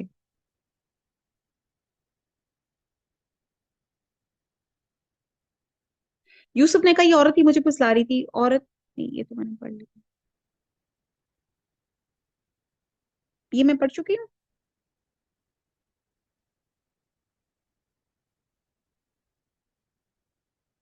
یہ 31 کرنی ہے۔ اچھا 31 کرنی ہے، ٹھیک ہے جی۔ اس اس نے جب ان کی اس پر پرفریب غیبت کا حال سنا تو انہیں بلوا بھیجا، ان کے لیے ایک مجلس ترتیب کی اور انہیں سے ہر ایک کو چھری دی اور کہا اے یوسف ان کے سامنے چلے آؤ۔ ان عورتوں نے جب اسے دیکھا تو بہت بڑا جانا اور اپنے ہاتھ کاٹ لیے۔ کہتے حضرت یوسف علیہ السلام کو نصف حسن دیا گیا تھا، اتنے حسین تھے، اور زبان سے نکل گیا ماشاء اللہ یہ انسان تو ہرگز نہیں، یہ تو یقیناً کوئی بہت ہی بزرگ فرشتہ ہے۔ اس وقت عزیز مصر کی بیوی نے کہا یہی ہیں جن کے بارے میں تو مجھے تانے دے رہی تھی، میں نے ہر چند اس سے اپنا مطلب حاصل کرنا چاہا لیکن یہ بال بال بچا رہا، اور جو کچھ میں اسے کہہ رہی ہوں اگر یہ نہ کرے تو یقیناً یہ قید کر دیا جائے گا، بے شک یہ بہت ہی بے عزت ہوگا۔ یوسف علیہ السلام نے دعا کیا میرے پردگار جس بات کی طرف یہ عورتیں مجھے بلا رہی ہیں اس سے تو مجھے جیل خانہ بہت پسند ہے، اگر تو نے ان کا فن فریب مجھ سے دور نہ کیا میں تو ان کی طرف مائل ہو جاؤں گا اور بالکل نادانوں میں جا ملوں گا۔ اس کے رب نے اس کی دعا قبول کی اور ان عورتوں کے داؤ پیچ سے اسے پھیر دیا، یقیناً وہ سننے والا جاننے والا ہے۔ پھر ان تمام نشانیوں دیکھ لینے کے بعد بھی انہیں یہ مسلط معلوم ہوئی کہ یوسف کو کچھ مدت کے لیے قید خانے میں رکھے۔ اس کے ساتھ ہی دو اور جوان بھی کے جیل خانے میں داخل ہوئے. ان میں سے ایک نے کہا کہ میں نے خواب میں اپنے آپ کو شراب نچوڑتے دیکھا ہے. دوسرے نے کہا میں نے اپنے آپ کو دیکھا ہے کہ میں اپنے سر پہ روٹی اٹھائے ہوئے ہوں جسے پرندے کھا رہے ہیں. ہمیں آپ اس کی تعبیر بتائیے. ہمیں تو آپ خوبیوں والے شخص دکھائی دیتے ہیں. یوسف نے کہا کہ تمہیں جو کھانا دیا جاتا ہے اس کے تمہارے پاس پہنچنے سے پہلے میں تمہیں اس کی تعبیر بتلا دوں گا. یہ سب اس علم کی بدولت جو مجھے میرے رب نے سکھایا ہے. میں نے ان لوگوں کا مذہب چھوڑ دیا جو اللہ پر ایمان نہیں رکھتے اور آخرت کے بھی منکر ہیں. میں اپنے باپ دادوں کے دین کا پابند ہوں، یعنی کہ ابراہیم اور اسحاق اور یعقوب کے دین کا. ہمیں ہرگز یہ سزاور نہیں کہ ہم اللہ تعالیٰ کے ساتھ کسی کو بھی شریک کریں. ہم پر اور تمام اور لوگوں پہ اللہ تعالیٰ کا یہ خاص فضل ہے، لیکن اکثر لوگ ناشکری کرتے ہیں. آپ دیکھیں کہ جیل میں بیٹھے ہوئے ہیں اور پوری تبلیغ کر رہے ہیں اللہ تعالیٰ کی. آیت نمبر 39. اے میرے قید خانے کے ساتھیوں، کیا متفرق کئی ایک پروردگار بہتر ہے؟ کتنے لاجک سے سمجھا رہے ہیں کہ ڈفرنٹ خدا سے ایک پروردگار زیادہ اچھا نہیں، یا ایک اللہ زبردست ایک طاقتور. اس کے سوا تم جن کی پوجا پاٹ کر رہے ہو وہ سب نام ہی نام ہے جو تم نے تمہارے باپ دادوں نے خود ہی گھڑ لی. اللہ تعالیٰ نے ان پر ان کی کوئی دلیل نازل نہیں فرمائی. فرما روائی صرف اللہ کی ہے، اللہ ہی کی ہے. اس کا فرمان ہے کہ تم سب سوائے اس کے کسی اور کی عبادت نہ کرو، یہی دین درست ہے، لیکن اکثر لوگ نہیں جانتے. اے میرے قید خانوں کے رفیقو، تم دونوں میں سے ایک تو اپنے بادشاہ کو شراب پلانے میں مقرر ہو جائے گا، لیکن دوسرا سولی دیا جائے گا اور پرندے اس کا سر نوچ نوچ کے کھائیں گے. تم دونوں جس کے بارے میں تحقیق کر رہے ہو اس کا فیصلہ کیا جا چکا ہے، اور جس کی نسبت یوسف کا گمان تھا کہ ان دونوں میں سے یہ چھوٹ جائے گا، اسے کہا کہ اپنے بادشاہ سے میرا ذکر بھی کر دینا. پھر اسے شیطان نے اپنے بادشاہ سے ذکر کرنا بھلا دیا. یوسف نے کئی سال قید خانے میں ہی کاٹے. بادشاہ نے کہا میں نے خواب میں دیکھا کہ 7 موٹی تازی فربا گائے ہیں جن کو 7 لاغر دبلی پتلی گائیں کھا رہی ہیں، اور 7 بالیاں ہیں اور ہری ہری، اور دوسری 7 اور بالکل خشک. اے درباریوں میری اس خواب کی تعبیر بتلاؤ اگر تم خواب کی تعبیر دے سکتے ہو. انہوں نے جواب دیا یہ تو اڑتے اڑتے پریشان خواب ہیں، ایسے شوریدہ پریشان خوابوں کی تعبیر جاننے والے ہم نہیں. ان 2 قیدیوں میں سے جو رہا ہوا تھا اسے مدت کے بعد یاد آ گیا اور کہنے لگا میں تمہیں اس کی تعبیر بتلاؤں گا، مجھے جانے کی اجازت دیجیے. اے یوسف، اے بہت بڑے سچے یوسف، آپ ہمیں اس خواب کی تعبیر بتلائیے کہ 7 موٹی تازی گائیں ہیں جنہیں 7 دبلی پتلی گائیں کھا رہی ہیں، اور 7 بالکل سبز پوشے ہیں، اور ساتھ ہی دوسرے بھی بالکل خشک ہیں، تاکہ میں واپس جا کے ان لوگوں سے کہوں کہ وہ سب جان لیں. یوسف نے جواب دیا کہ تم 7 سال تک بے در پہ لگاتار حسب عادت غلہ بویا کرنا اور فصل کاٹ کر اسے بالیوں سمیت ہی رہنے دینا، سوائے اپنے کھانے کی تھوڑی سی مقدار کے. اس کے بعد 7 سال نہایت سخت سخت قحط کے آئیں گے اور اس غلے کو کھا جائیں گے جو تم نے اس کے لیے ذخیرہ رکھ چھوڑا تھا، سوائے اس تھوڑے سے کے جو تم روکے رکھتے تھے. اس کے بعد جو سال آئے گا اس میں لوگوں پہ خوب بارش برسائی جائے گی، اس میں شیر انگور بھی خوب نچوڑیں گے. بادشاہ نے کہا یوسف کو میرے پاس لاؤ. جب قاصد یوسف کے پاس پہنچا تو انہوں نے کہا اپنے بادشاہ کے پاس واپس جاؤ اور اسے پوچھو کہ ان عورتوں کا حقیقی واقعہ کیا ہے جنہوں نے اپنے ہاتھ کاٹ لیے تھے. ان کے ہیلے کو صحیح طور پہ جاننے والا میرا پروردگار ہی ہے. بادشاہ نے پوچھا اے عورتوں، اس وقت کا صحیح واقعہ کیا ہے جب تم دو فریب کر کے یوسف کو اس کی دلی منشا سے بہکانا چاہتی تھی؟ انہوں نے صاف صاف جواب دیا کہ معاذ اللہ، ہم نے یوسف میں کوئی برائی نہیں پائی. پھر تو عزیز کی بیوی بھی بول اٹھی اب تو سچی بات نتھر آئی، میں نے ہی اسے ورغلایا تھا اس کے جی سے، اور یقیناً سچوں میں سے ہے. یوسف نے کہا یہ اس واسطے کہ عزیز جان لے کہ میں نے اس کے پیٹھ پیچھے اس کی خیانت نہیں کی، اور یہ کہ اللہ دغا باز کے ہتھ کنڈے چلنے نہیں دیتا. آم،